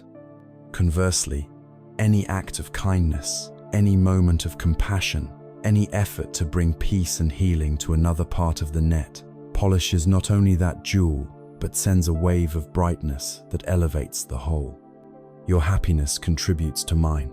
My peace contributes to yours. This is not just a beautiful philosophy. It has profound practical implications for how we live. It completely transforms our relationship with the world. The environment ceases to be a collection of resources for us to exploit. The river is not separate from us. Its water flows through our cells. The air is not separate from us. Its oxygen fuels our every breath. To pollute the air is to poison our own larger body. To clear-cut a forest is to destroy a lung of the world that we all share. This ancient wisdom is the very foundation of a true ecological consciousness. It reveals that our personal well-being is intrinsically, inescapably linked to the well-being of the entire planet. This understanding of interbeing also becomes the ultimate ground for compassionate action. We no longer help others out of a sense of moral duty or to feel good about ourselves. We help them because we recognize that their suffering is our suffering. Their liberation is our liberation. There is no fundamental separation. When we see someone who is hungry, we see a part of our collective body that is unfed. When we see someone who is lonely, we see a part of our collective heart that is disconnected. This recognition moves us to act, not from a place of pitying charity, but from a place of profound solidarity. We can learn to live this truth in our daily interactions. The person who serves you coffee, the child laughing in the park, the colleague you find difficult, the stranger you pass on the street, each is a radiant jewel in Indra's net. Each one contains the entire universe, just as you do.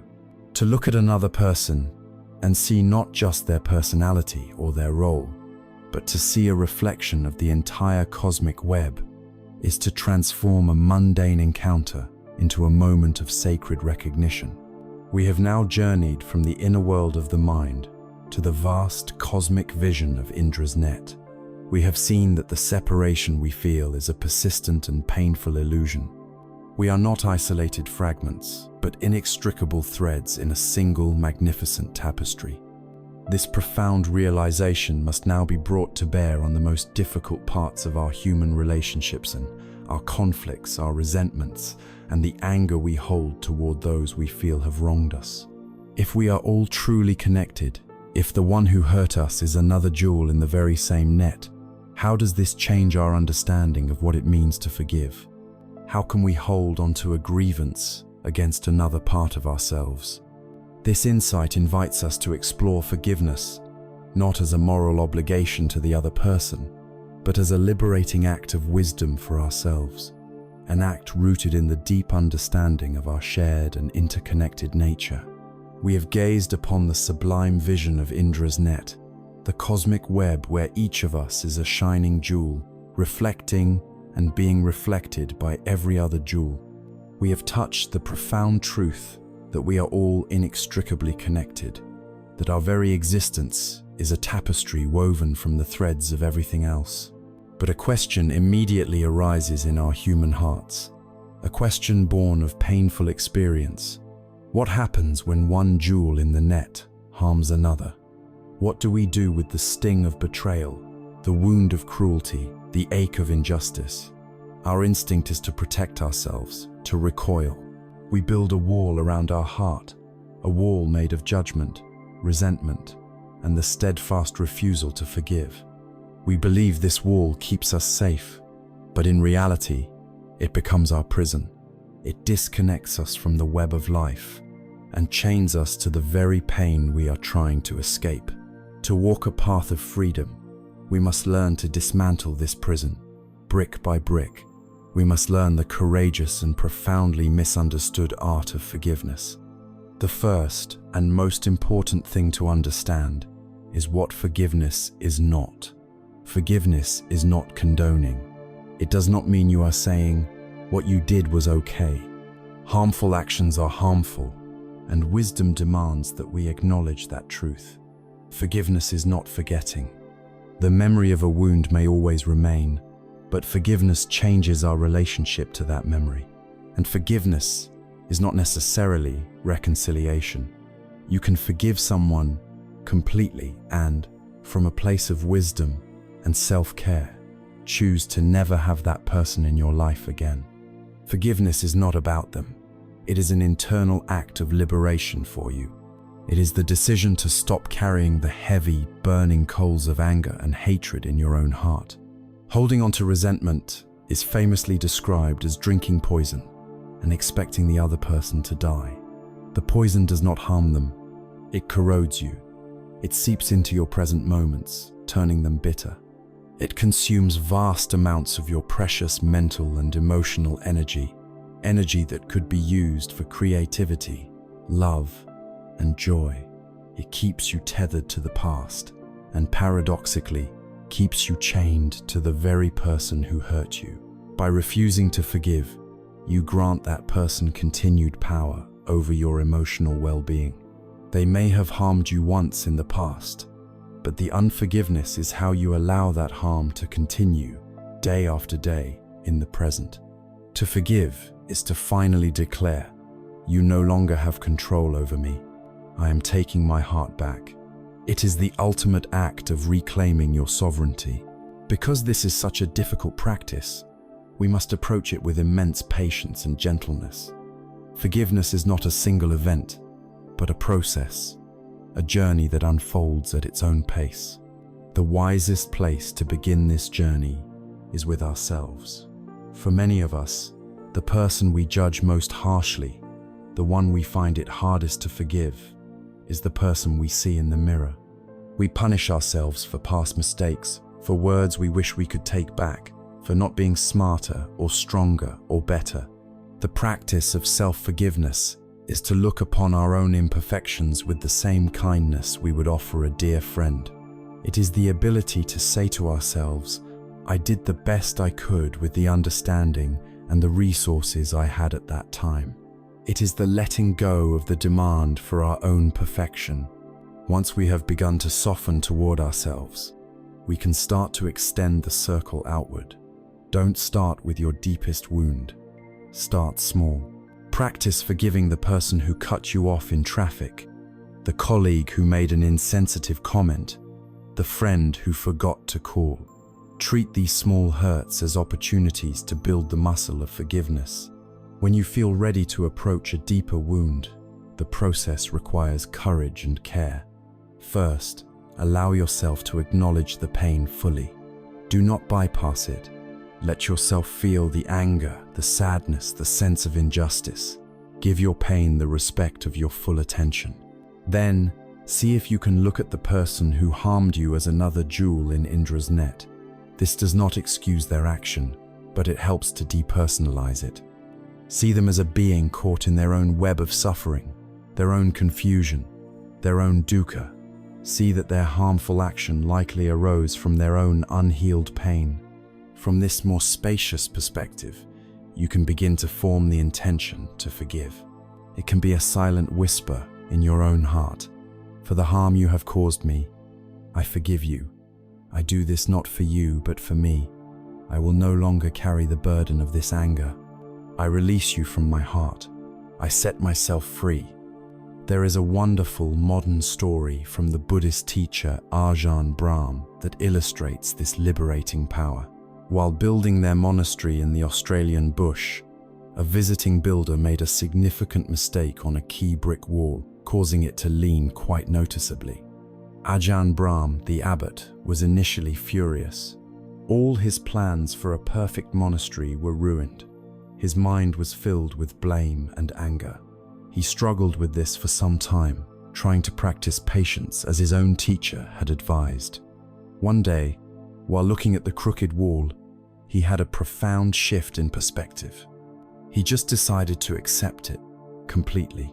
In that moment of letting go of his demand for the wall to be different, of forgiving the builder's mistake, an immense peace and freedom flooded his being. The anger in his heart vanished. From that day on, he began to show visitors the leaning wall of Bodhinyana, not as a flaw, but as a deliberate feature. He presented it as a teaching on the beauty of imperfection and the importance of acceptance. People loved it. The flaw, once forgiven, became the monastery's most unique and celebrated feature. This is the alchemy of forgiveness. The hurts we receive are the crooked walls in our lives. Our resentment is our relentless demand that the wall be straight, that the past be different from what it was. This is an impossible, soul-crushing demand. Forgiveness is the act of letting go of that demand. It is accepting the crookedness of our past and, in doing so, transforming a painful flaw into a source of wisdom, character, and peace for ourselves.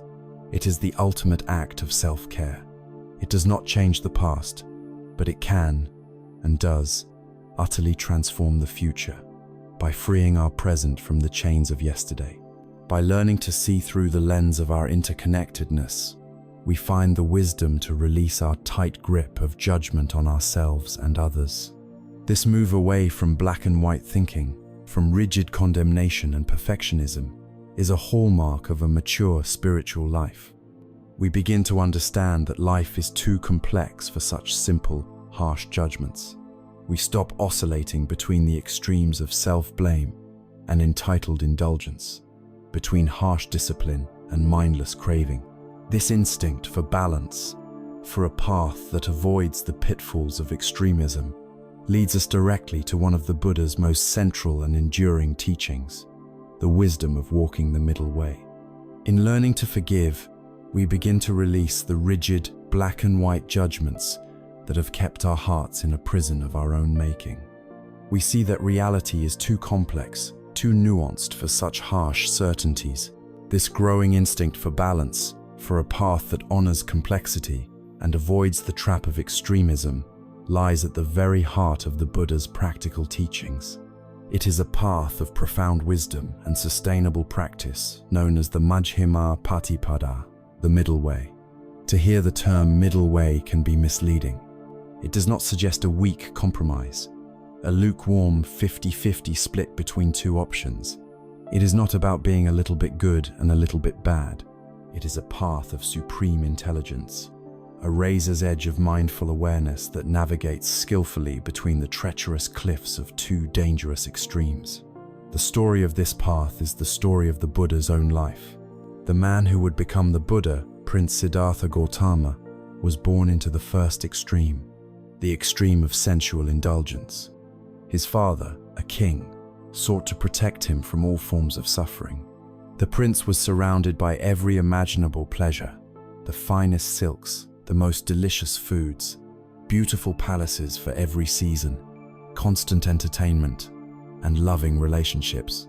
He was intentionally shielded from the raw truths of human existence: old age, sickness, and death. He had everything a person could possibly desire.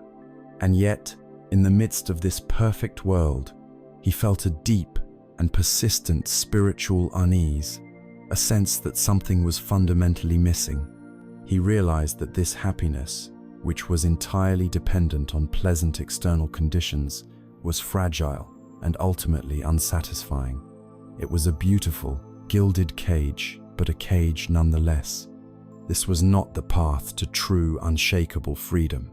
And so, he embarked on a great renunciation, leaving his palace and his family behind to seek the truth as a homeless, wandering ascetic. In doing so, he threw himself headlong into the second extreme, the extreme of self-mortification. For 6 long years, he subjected his body to the most grueling and torturous practices imaginable. He learned to hold his breath until he felt his head would explode. He ate so little that his stomach clung to his spine and his ribs jutted out like the rafters of a dilapidated shed. He slept on beds of thorns and exposed his body to the searing heat of summer and the biting cold of winter. He believed, as many did at the time, that by punishing the body, he could purify the mind and liberate the spirit. He pushed himself to the very brink of death, but after 6 years of this brutal self-denial, he took stock. He was physically wasted, his mind weakened by constant pain and deprivation. He was no closer to understanding the nature of suffering than he was in his father's palace. He realized, in a moment of profound clarity, that torturing the body was just as fruitless as mindlessly indulging it. This too was a dead end. Exhausted and disillusioned, he collapsed on the bank of a river. A young village girl named Sujata, seeing his emaciated state, offered him a bowl of simple milk rice. His 5 ascetic companions watched in disgust, believing he had given up the spiritual quest and returned to a life of comfort. But for Siddhartha, this act of accepting simple nourishment was the pivotal moment.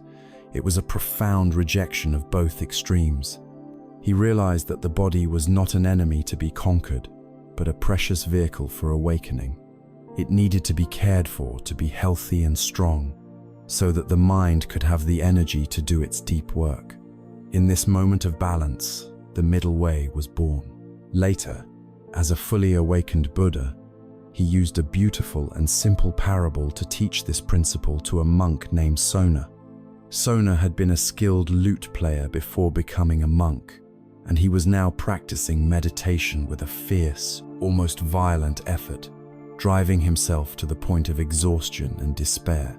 The Buddha, knowing his background, asked him, "Sona, when you were a musician, if the strings of your lute were tuned too tightly, could you produce beautiful music?" Sona replied, "No, Lord." The strings would snap. The Buddha then asked, "And if the strings were tuned too loosely, could you produce beautiful music?" "No, Lord," Sona answered. "They would make no sound at all." "And when?" the Buddha inquired. "Was the lute well tuned and playable?" Sona replied, "When the strings were not too tight and not too loose, but tuned to an even pitch, just right." The Buddha smiled. "So it is, Sona, with the spiritual path. Too much effort, a mind stretched too tight with striving and ambition, leads to restlessness and agitation. Too little effort, a mind left loose and undisciplined, leads to laziness and complacency. Tune the faculties of your mind, your faith, your energy, your mindfulness, your concentration, and your wisdom to a state of balance. That is the way to find peace. This principle of the well-tuned instrument is a guide for our entire life. It is the middle way in action. In our relationship with food, it is the path between starvation diets and mindless overeating. It is the wisdom of eating to nourish our bodies, enjoying our food with mindfulness, but not being a slave to our cravings. In our work, it is the path between a workaholic ambition that leads to burnout and a lazy indifference that leads to irresponsibility. It is the wisdom of working with diligence and focus, but also knowing our limits and the importance of rest. In our spiritual practice itself, it is the path between a grim, joyless striving that is filled with self-judgment and a lax, anything-goes attitude that leads to no progress. It is the gentle, persistent, and good-humored effort of the puppy trainer, not the brutal determination of the drill sergeant.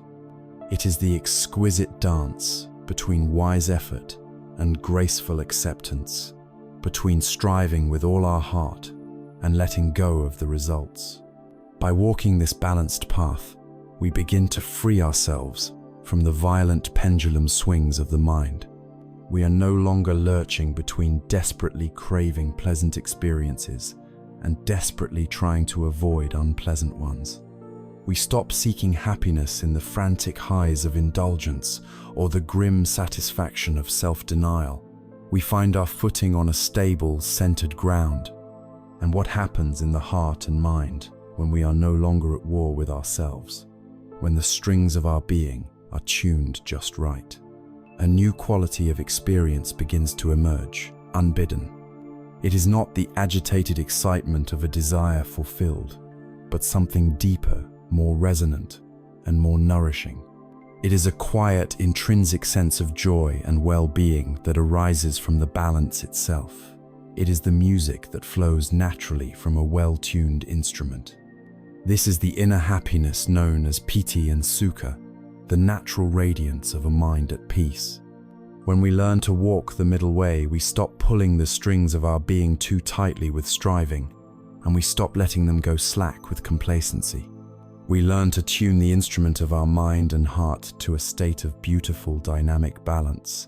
And when any instrument is brought into its perfect harmony, what happens? It begins to produce music. This music, arising from a mind that is no longer at war with itself, is the sound of genuine happiness.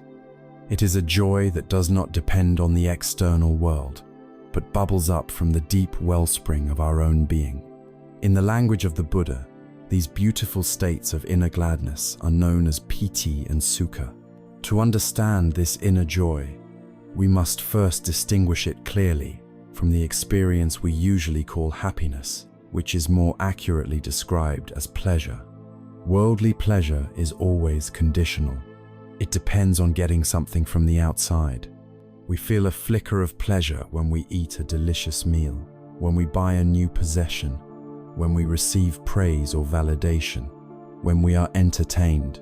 This kind of happiness is exciting, often agitated, and intensely temporary. The moment the stimulus is removed, the meal is over, the newness wears off, the praise is forgotten, the pleasure vanishes. We are then left with a subtle craving for the next fix, the next hit of pleasure. We are caught on what modern psychology calls the hedonic treadmill, running endlessly toward the next thing we believe will finally make us happy. This is the happiness of adding to. The joy of piti and sukha is of a completely different nature. It is the happiness of letting go. It does not arise from getting something we want, but from the cessation of wanting. It is the deep well-being that emerges when the mind is temporarily unburdened from its usual habits of craving, aversion, and restlessness. It is a cool happiness, not a hot excitement. Piti is often translated as zest, rapture, or uplift. It is the more energetic aspect of this inner joy.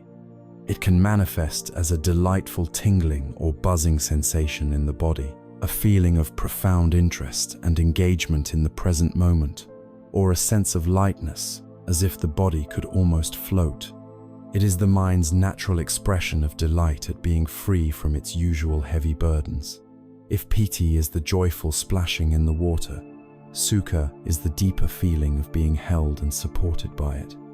Sukha is contentment, ease, and a more tranquil happiness. It is a deep-seated sense of well-being that pervades the body and mind, a profound feeling that, right now, in this moment, nothing is missing. It is the happiness of non-conflict, the peace of a mind that has come home to rest. The most radical quality of this joy is that it is objectless. It is a joy without a reason. You are not happy because something good happened. You are happy simply because the internal obstacles to your natural state of happiness have been removed. Imagine a natural spring deep in a forest. For years, it has been clogged with mud, fallen leaves, and heavy stones. The water cannot flow freely. The practice of mindfulness, of letting go of the past and future, of walking the middle way is the process of patiently removing the mud, the leaves, and the stones. Piti and sukha are the clear, cool, fresh water that naturally begins to bubble up once the obstructions are gone. The water was always there, inherent in the nature of the spring. It just needed to be uncovered. Our own capacity for this deep, unconditional joy is the same. It is our birthright. It is the natural state of a mind that is clear and at peace. There is a timeless story that speaks to our endless, and often misguided, search for happiness.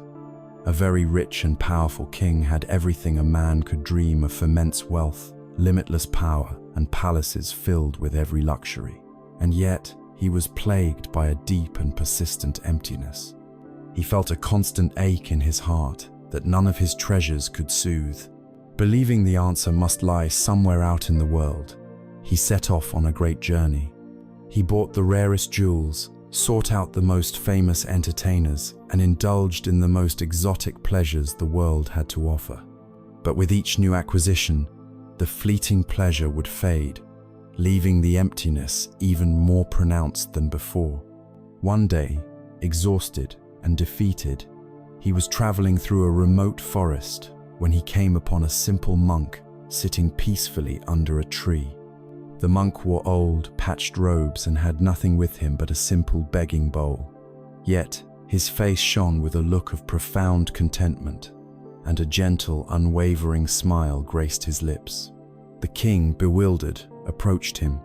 "Venerable sir," he asked, "I am one of the richest men in the world, yet I am miserable. You have absolutely nothing, yet you seem to be the happiest man I have ever seen. What is your secret?" The monk looked at the king with kindness. "Your Highness," he replied softly, "you believe that happiness is something to be acquired. You have spent your life trying to add things to yourself, hoping one of them would fill your inner void. My path is different. I have found happiness not by adding more, but by needing less. My peace is not dependent on what I have. It is dependent on the freedom of a mind that does not crave."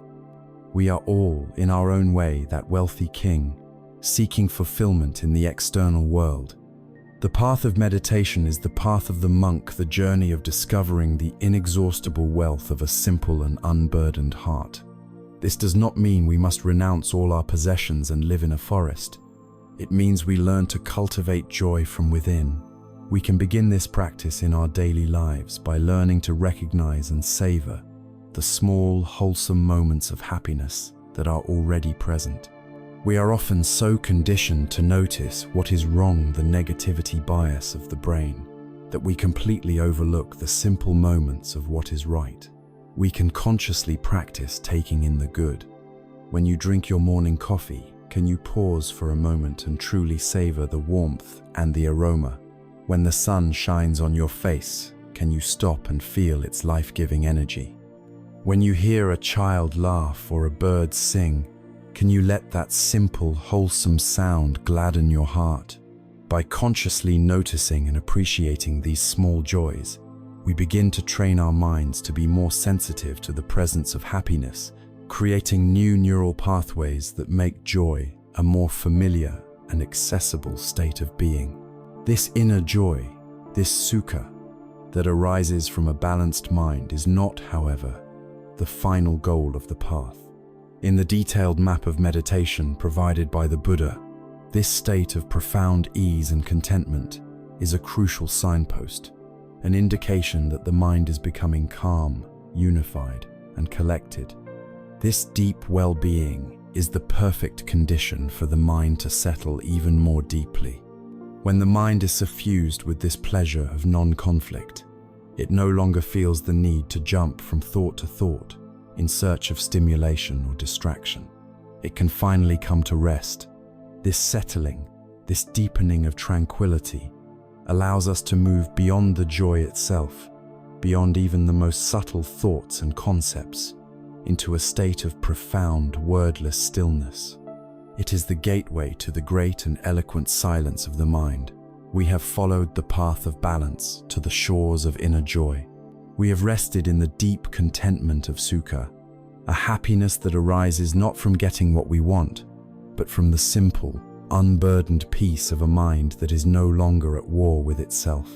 This profound ease is the perfect condition for the mind to do something it almost never does in our daily lives, to fall completely and utterly silent. This is not the dull, empty silence of a mind that is spaced out or asleep. It is a vibrant, alert, and luminous silence.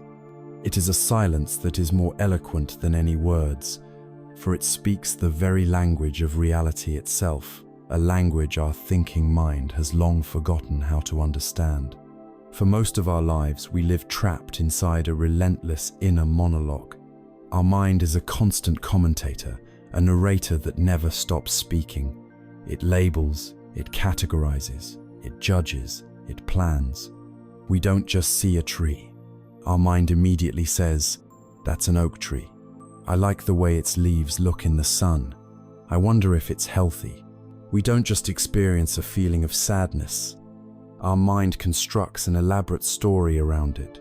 I am sad because of what happened, and it means I am a failure, and this feeling will never end. We rarely experience the world directly. We experience our thoughts about the world. The tool we use for this endless commentary is language. And while language is incredibly useful, it is also a profound limitation. It is a map, but it is not the territory. Language works by chopping the seamless, interconnected whole of reality into separate, static concepts. It creates the tree, and the rock, and the sky, and most consequentially, it creates me and you. This conceptual chopping up of the world is the very root of the illusion of separation. The practice of deep meditation invites us to become aware of the limits of this tool. It invites us to listen not just to the words of our inner narration, but to the spaces between the words. As you sit in stillness, simply watching the flow of thought, you may begin to notice tiny gaps, fleeting moments of silence between the end of one thought and the beginning of the next. At first, these gaps are almost imperceptible, but as the mind, suffused with the ease of sukha, begins to settle, these gaps can grow longer. You might experience a full second or several seconds of pure thought-free awareness. In these moments, you have stepped out of the river of commentary and are standing on the silent bank. And what do you find in this space? It is not a void. It is not a blank nothingness. It is incredibly alive. It is a state of pure, vibrant, knowing awareness. It is the sky without any clouds. It is the nature of your own mind, pristine and peaceful, before it condenses into the shape of a thought. This is the eloquent silence. It is eloquent because it communicates a truth far deeper than our concepts can ever convey. In this silence, the rigid boundary between the observer and the observed begins to soften and dissolve. There is no longer a me inside my head watching a thought out there.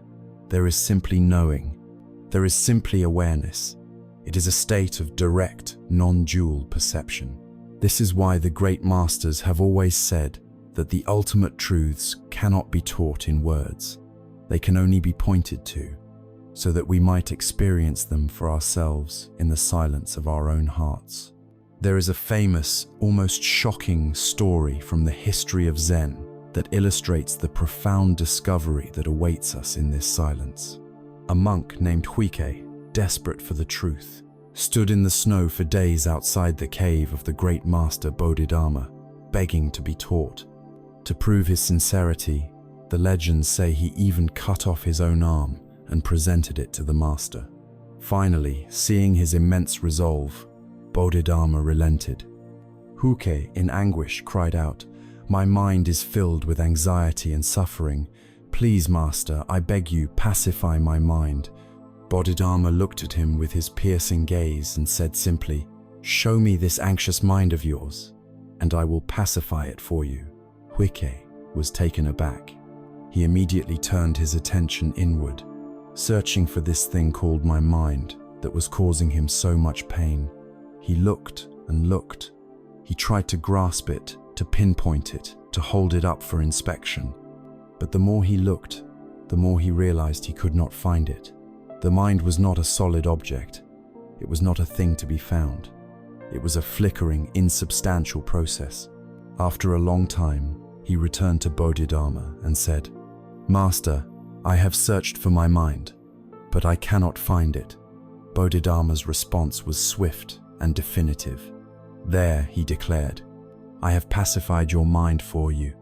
Huike's liberation came not when the master did something to his mind, but when he himself realized, through his own direct investigation, that the anxious, suffering mind he believed to be a solid entity was, in fact, unfindable. In looking for the monster, he found only empty space, and in that empty space, there was peace. The practice of deep meditation allows us to have this same realization. We learn to rest in the silent awareness that is our true nature. When we look for the problem mind, for the central headquarters of the ego, we find nothing solid. We find only silence, and we realize that this silence is not something we need to create or achieve. It is our fundamental nature. It is what remains when the noise of the self-centered narrator finally subsides. This is the silence that is not dependent on a quiet room. You can be in the midst of a noisy city, but if your mind is not generating its constant layer of commentary and judgment, you can be resting in this profound inner stillness. It is the peace that surpasses all understanding, because it is a peace that is not created by the understanding mind. It is the peace that is revealed when the understanding mind comes to rest. This vibrant, resonant, wordless silence is not an emptiness. It is filled with a kind of subtle music, a deep hum of being. And this is the very thing we have been seeking from the very beginning of our journey. This is the answer to the king's impossible quest. It is the destination we have been traveling toward. This is the sound of the unstruck bell. We have journeyed into the heart of the eloquent silence. We have sat in the vast, open space of awareness that exists between our thoughts. In this profound stillness, where the restless, chattering mind has finally come to rest, we arrive back at the place where our entire journey began. In the royal court of the great king who was tormented by his quest to hear the sound of the unstruck bell. At the beginning, his demand seemed like a paradox, the mad riddle of a dissatisfied ruler. Now, having walked the inner path, we are finally ready to understand the profound wisdom hidden within his impossible request. We are ready to listen for that sound ourselves. The entire path we have traveled has been a process of gradually quieting all the other, louder bells that clang and clamor for our attention. We first had to become aware of the deafening bell of dukkha, the ceaseless tolling of dissatisfaction and stress that forms the background noise of our lives. We then investigated the insistent ringing of the ego, the bell of me, my, and mine that demands to be the center of the universe. We learned to hear the jarring alarm bell of our resistance to anicca, our futile fight against the ever-changing nature of reality. Through the practice of mindfulness, we learned to stop striking these bells with such force. Through compassion, we learned to soothe the agitated heart that was compelled to ring them. And through the art of letting go, we began to gently release the very ropes that kept them swinging. Now, as these louder noises subside, we can begin to tune our ears to a much more subtle, more profound resonance. What is this sound of the unstruck bell? It is crucial to understand that it is not a sound that can be heard with our physical ears. It is a metaphor for an experience, for a direct perception of our own fundamental nature. It is the experience of what some traditions call our original face, our true self, or our Buddha nature. It is the inherent quality of peace, luminosity, and wholeness that is the very ground of our being, a ground that has always been present beneath the noisy construction site of our personality. Imagine that your true nature is like the sun, eternally radiant, peaceful, and full of light. For most of our lives, we are unaware of the sun because the sky is completely filled with thick, dark clouds, the clouds of our fear, our craving, our confusion, our judgments, and our endless stories. The practice of meditation is not the act of creating a sun. The sun is already there and has always been there. The practice is the patient, persistent work of allowing the clouds to part.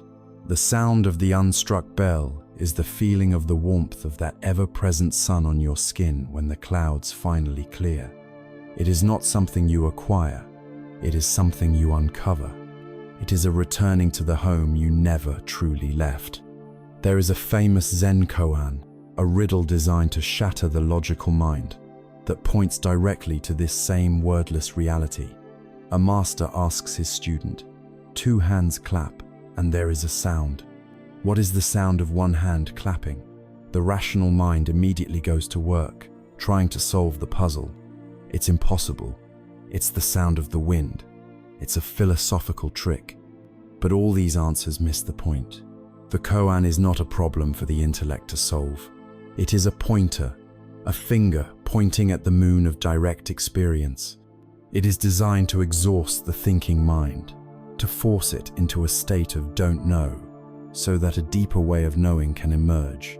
To hear the sound of one hand clapping is to experience the silent, non-dual awareness from which all sounds, all thoughts, all phenomena arise. It is to rest in the eloquent silence we have just explored. The sound of one hand clapping is the sound of the unstruck bell. Both are poetic attempts to describe an experience that is beyond all words and concepts. The experience of your own peaceful, radiant, and silent nature. A common misunderstanding is that this peace, this silent music, can only be found on a meditation cushion in a perfectly quiet room. But this is like thinking the sun only exists when we can see it in a clear blue sky. The true gift of this practice is learning to sense the presence of the sun, even on a cloudy day. We can learn to access this inner sanctuary, even in the midst of life's inevitable chaos. Imagine the ocean. On the surface, there can be a raging storm. The waves can be huge, chaotic, and terrifying. This is the surface of our life. The difficult emotions, the stressful deadlines, the conflicts, the noise.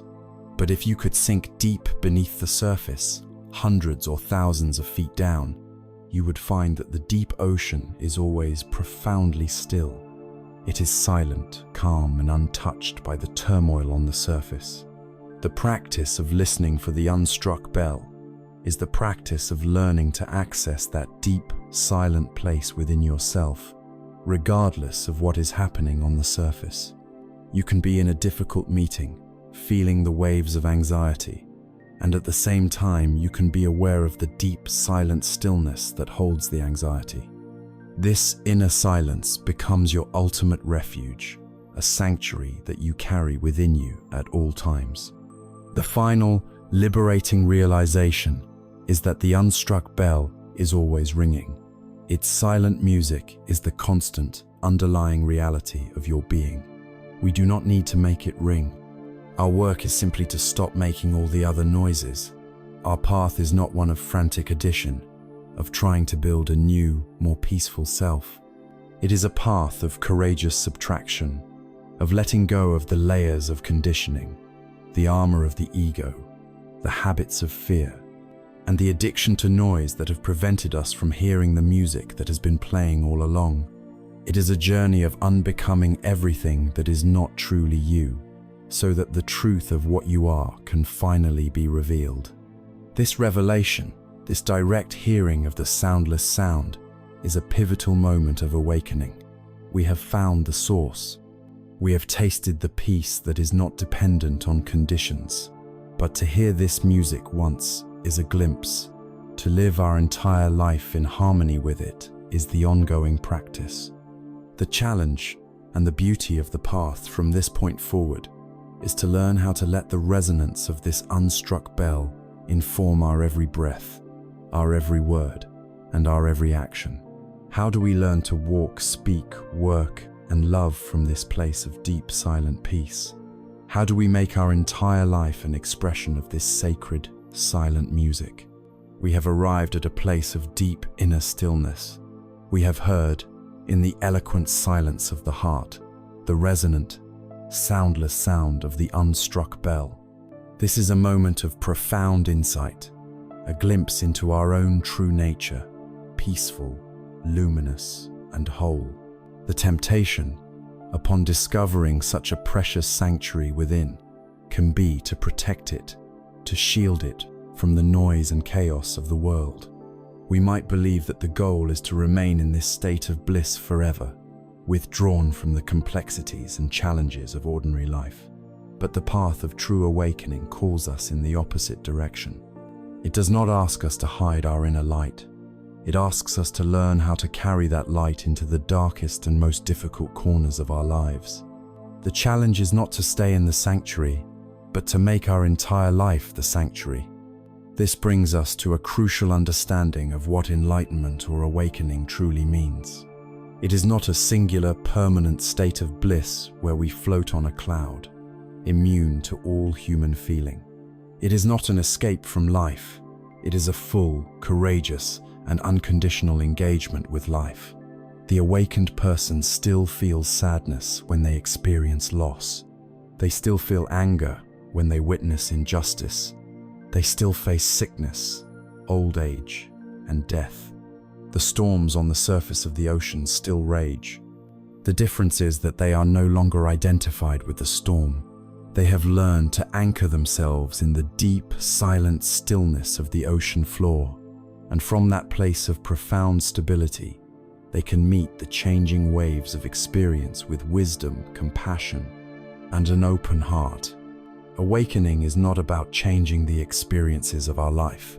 It is about fundamentally changing our relationship to those experiences. In this way, the boundary we once created between meditation and life completely dissolves. The time we spend in formal practice, sitting on the cushion, is like time spent in a gymnasium. It is where we train the muscle of mindfulness, where we strengthen our capacity for presence, compassion, and balance. The rest of our life or work, our relationships, our chores, our challenges, the playing field. It is where we get to use these muscles. Every moment, without exception, becomes an opportunity to practice. A frustrating traffic jam is no longer just an obstacle. It is a laboratory for practicing patience. A difficult conversation with a loved one is no longer just a conflict. It is a chance to practice deep listening and compassion. A moment of unexpected joy is no longer just a fleeting pleasure. It is an opportunity to practice savoring the good without clinging to it. And a moment of painful failure is no longer a catastrophe. It is a profound opportunity to practice self-forgiveness and resilience. Your life, exactly as it is right now, becomes your meditation hall. There is a classic Zen story that perfectly captures this seamless integration of practice and life. A young, eager student approaches a Zen master and asks, "Master, can you tell me what your life was like before you became enlightened?" The master replies with a smile, "Before I was enlightened, I chopped wood and I carried water." The student, thinking he must have misunderstood, presses further, "And what about now, master? What is your life like now that you are an enlightened being?" The master's smile widens. "Now that I am enlightened," he says, "I chop wood and I carry water." The student is completely baffled. "Then what is the difference?" he asks. "What has changed?" The master looks at him with great kindness. "The difference is this," he explains. "Before I was enlightened, when I was chopping wood, my mind was thinking about carrying the water. And when I was carrying the water, my mind was already thinking about what to cook for dinner. Now, when I chop wood, I just chop wood. When I carry water, I just carry water." The activities of his life did not change. What changed was the quality of his presence. The awakened life is not about doing extraordinary, superhuman things. It is about doing ordinary, human things with an extraordinary quality of attention. It is about bringing your whole self to your life. When you are playing with your child, are you truly there, seeing them, hearing them, or is your mind rehearsing a work presentation? When you are speaking with your partner, are you listening with your whole being, or are you simply waiting for a pause so you can make your own point? To live an awakened life is to offer the people around you and the tasks before you the rare and precious gift of your full, undivided presence. It is to close the gap between your body and your mind, and to show up completely for the only moment you ever truly have, this one. It is essential to hold this understanding with great gentleness and self-compassion. To live in this way is not to achieve a perfect, unbroken state of mindfulness. We are human, our minds will wander. We will get lost in thought. We will be hijacked by our emotions. We will forget 1,000 times a day. The practice is not about never forgetting. The practice is about being willing to remember again and again. The moment of awakening is not a singular event that happened in the past.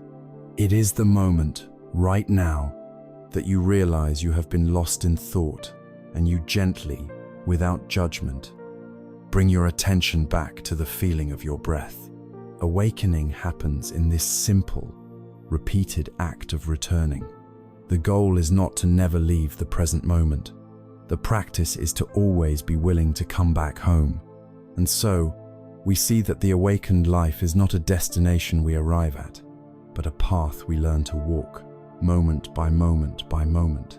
We are not striving to achieve some future state of perfection.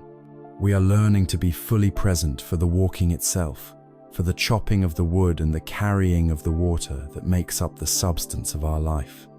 This understanding leads us to a final, profound question about the nature of the spiritual journey itself. If the goal is simply to be present for each step, is there truly an end to the path? Is there a final destination called enlightenment, a place where the journey is over? Or is the journey itself the destination? This question invites us to let go of our most fundamental spiritual ambition and embrace the ultimate freedom of a journey without end. We have learned that the awakened life is not about achieving a distant, superhuman state, but about inhabiting the ordinary moments of our lives with an extraordinary presence. It is about learning to chop wood while we chop wood and carry water while we carry water. This profound insight leads us to the final, most subtle, and perhaps most liberating act of letting go. It is the letting go of the spiritual journey itself. It is the letting go of the very idea of a destination. From the moment we first set out on a path of inner work, we are driven by a powerful motivation, a sacred ambition. We want to find peace. We want to end our suffering. We want to become enlightened. This desire is wholesome and necessary. It is the fuel that gets us started, the force that helps us to overcome our own inertia and resistance. But as our practice matures, we begin to notice something subtle. The very desire to achieve a future state of enlightenment can become the primary obstacle to being present right now. The ego, that master of disguise, can hijack our spiritual quest and turn it into just another project of self-improvement, another goal to be acquired, another way to feel special or superior. The thought, "Am I there yet?" or "When will I finally be free?" creates a subtle tension, a striving, a dissatisfaction with the present moment. It pulls us out of the here and now. which is the only place awakening can ever happen. There is a great paradox at the heart of the path. We must use desire to overcome desire. We must use the goal to arrive at a place where there is no goal. A classic Buddhist analogy for this is that of a raft. Imagine you are standing on the bank of a wide, turbulent river. This shore represents the world of suffering, confusion, and ignorance. The other shore represents liberation, peace, and wisdom. To get across, you need a raft. The raft is the teachings, the meditation practices, the moral precepts, all the tools of the path. You diligently build your raft and use it to paddle across the dangerous waters. It is an essential and life-saving tool. But what do you do when you reach the other shore? Do you then strap the heavy raft to your back and carry it with you as you continue your journey on land? Of course not. That would be foolish. You would be weighed down by the very thing that set you free.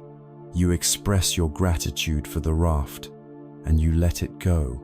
So it is with the teachings, and even with the desire for enlightenment itself. They are a means to an end.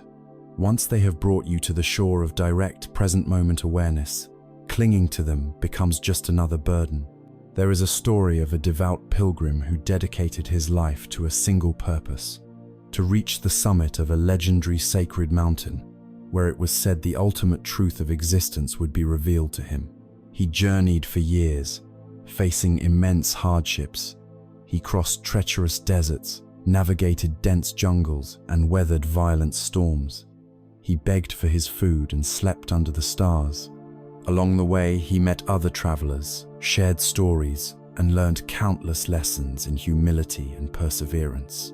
Finally, after decades of travel, he saw the sacred mountain looming on the horizon. With his last reserves of strength, he made the final, arduous climb. He reached the summit, breathless and full of ecstatic expectation. He looked around, ready to receive the ultimate revelation. And he saw nothing.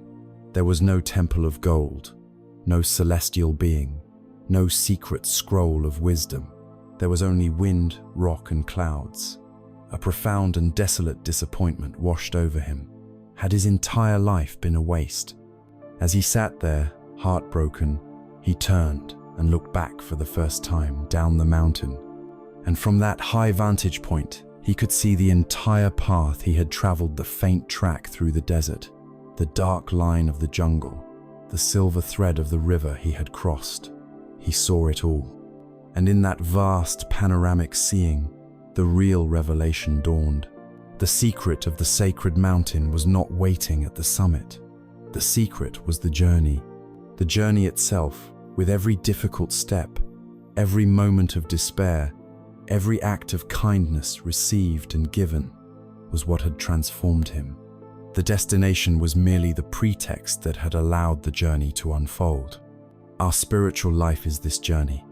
We think we are trying to get to the top of the mountain, but the mountain's only purpose is to get us to walk. This continuous, unfolding path is beautifully expressed in the Zen symbol of the Enso, the hand-drawn circle. In a single fluid brushstroke, the artist expresses the wholeness of the universe, the perfection of this very moment. And yet the circle is often left slightly open, not perfectly closed. This opening is the most important part. It represents the beauty of imperfection. It represents the reality that the journey is never finished, that life is always unfolding, that there is always more to learn and more room to grow. It is the perfect symbol of a journey without a destination. When we let go of the need to arrive, the path itself becomes our home. The joy is no longer deferred to some future moment of attainment. The joy is found in the ongoing practice itself, the daily return to the breath, the gentle compassion for our own failings, the simple wonder of being present for an ordinary sunrise. Life ceases to be a problem to be solved and becomes a mystery to be lived. Each day is a fresh discovery. We are not racing toward a finish line. We are engaged in a lifelong love affair with the present moment, a continuous process of learning to meet the world with an open heart and a quiet mind. And so, We finally let go of the path itself. We let go of the identity of being a spiritual practitioner on a journey. We stopped trying to get anywhere. We are no longer the pilgrim striving for the summit. We are simply the walking. We chop the wood. We carry the water. And in the profound simplicity of these ordinary acts, infused with the light of presence, the entire journey is fulfilled in every single step. Our journey began with a king, haunted by an impossible desire to hear a sound that came from silence. We too began in a similar way, searching for a peace we believed was somewhere out there, a perfect harmony that life, if we could just arrange it correctly, would one day offer us. We walked together into the clamor of our own minds, acknowledging the background noise of our dissatisfaction, the truth of dukkha. We searched for the solid self who was suffering and found instead only a flowing, selfless river of experience. We learned to see that this river flows through a landscape of constant change, a world where our only suffering comes from our resistance to the flow. And so, we learned to stop fighting. We found an anchor in the simple, faithful rhythm of the breath. We learned to listen to the wisdom of the body, to watch the clouds of thought drift through the vast sky of the mind, and to meet the thunderstorms of our emotions with a radical, healing kindness. We practiced the art of letting go of the past, of the future, of our judgments, and even of the path itself. And in the end, after quieting the many bells of striving and fear, we arrived in a place of profound stillness. Here, in the eloquent silence of the heart, we finally understood the king's quest. The sound of the unstruck bell is not a myth. It is the direct experience of our own fundamental nature. It is the resonance of awareness itself, the deep, unshakable peace that remains when the noise of the ego has subsided. We have learned that peace is not the absence of storms in our life, but the discovery of a sanctuary within us that is untouched by any storm. It is the discovery that we are not the waves, tossed about by the changing winds of fortune. We are the deep, silent ocean itself. This is the great secret.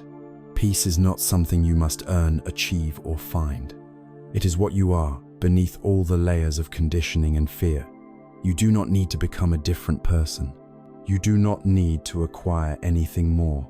The journey has not been one of addition, but of subtraction, not of building, but of uncovering. The treasure you were seeking has been with you from the very beginning, and so now, all that is left is to listen. Just for a moment, let these words fade. Feel the gentle presence of your breath. Feel the stillness that holds the sounds around you. Can you hear it? That quiet, spacious, and knowing presence. That is the soundless sound. That is the music of the unstruck bell. And it has been playing for you always.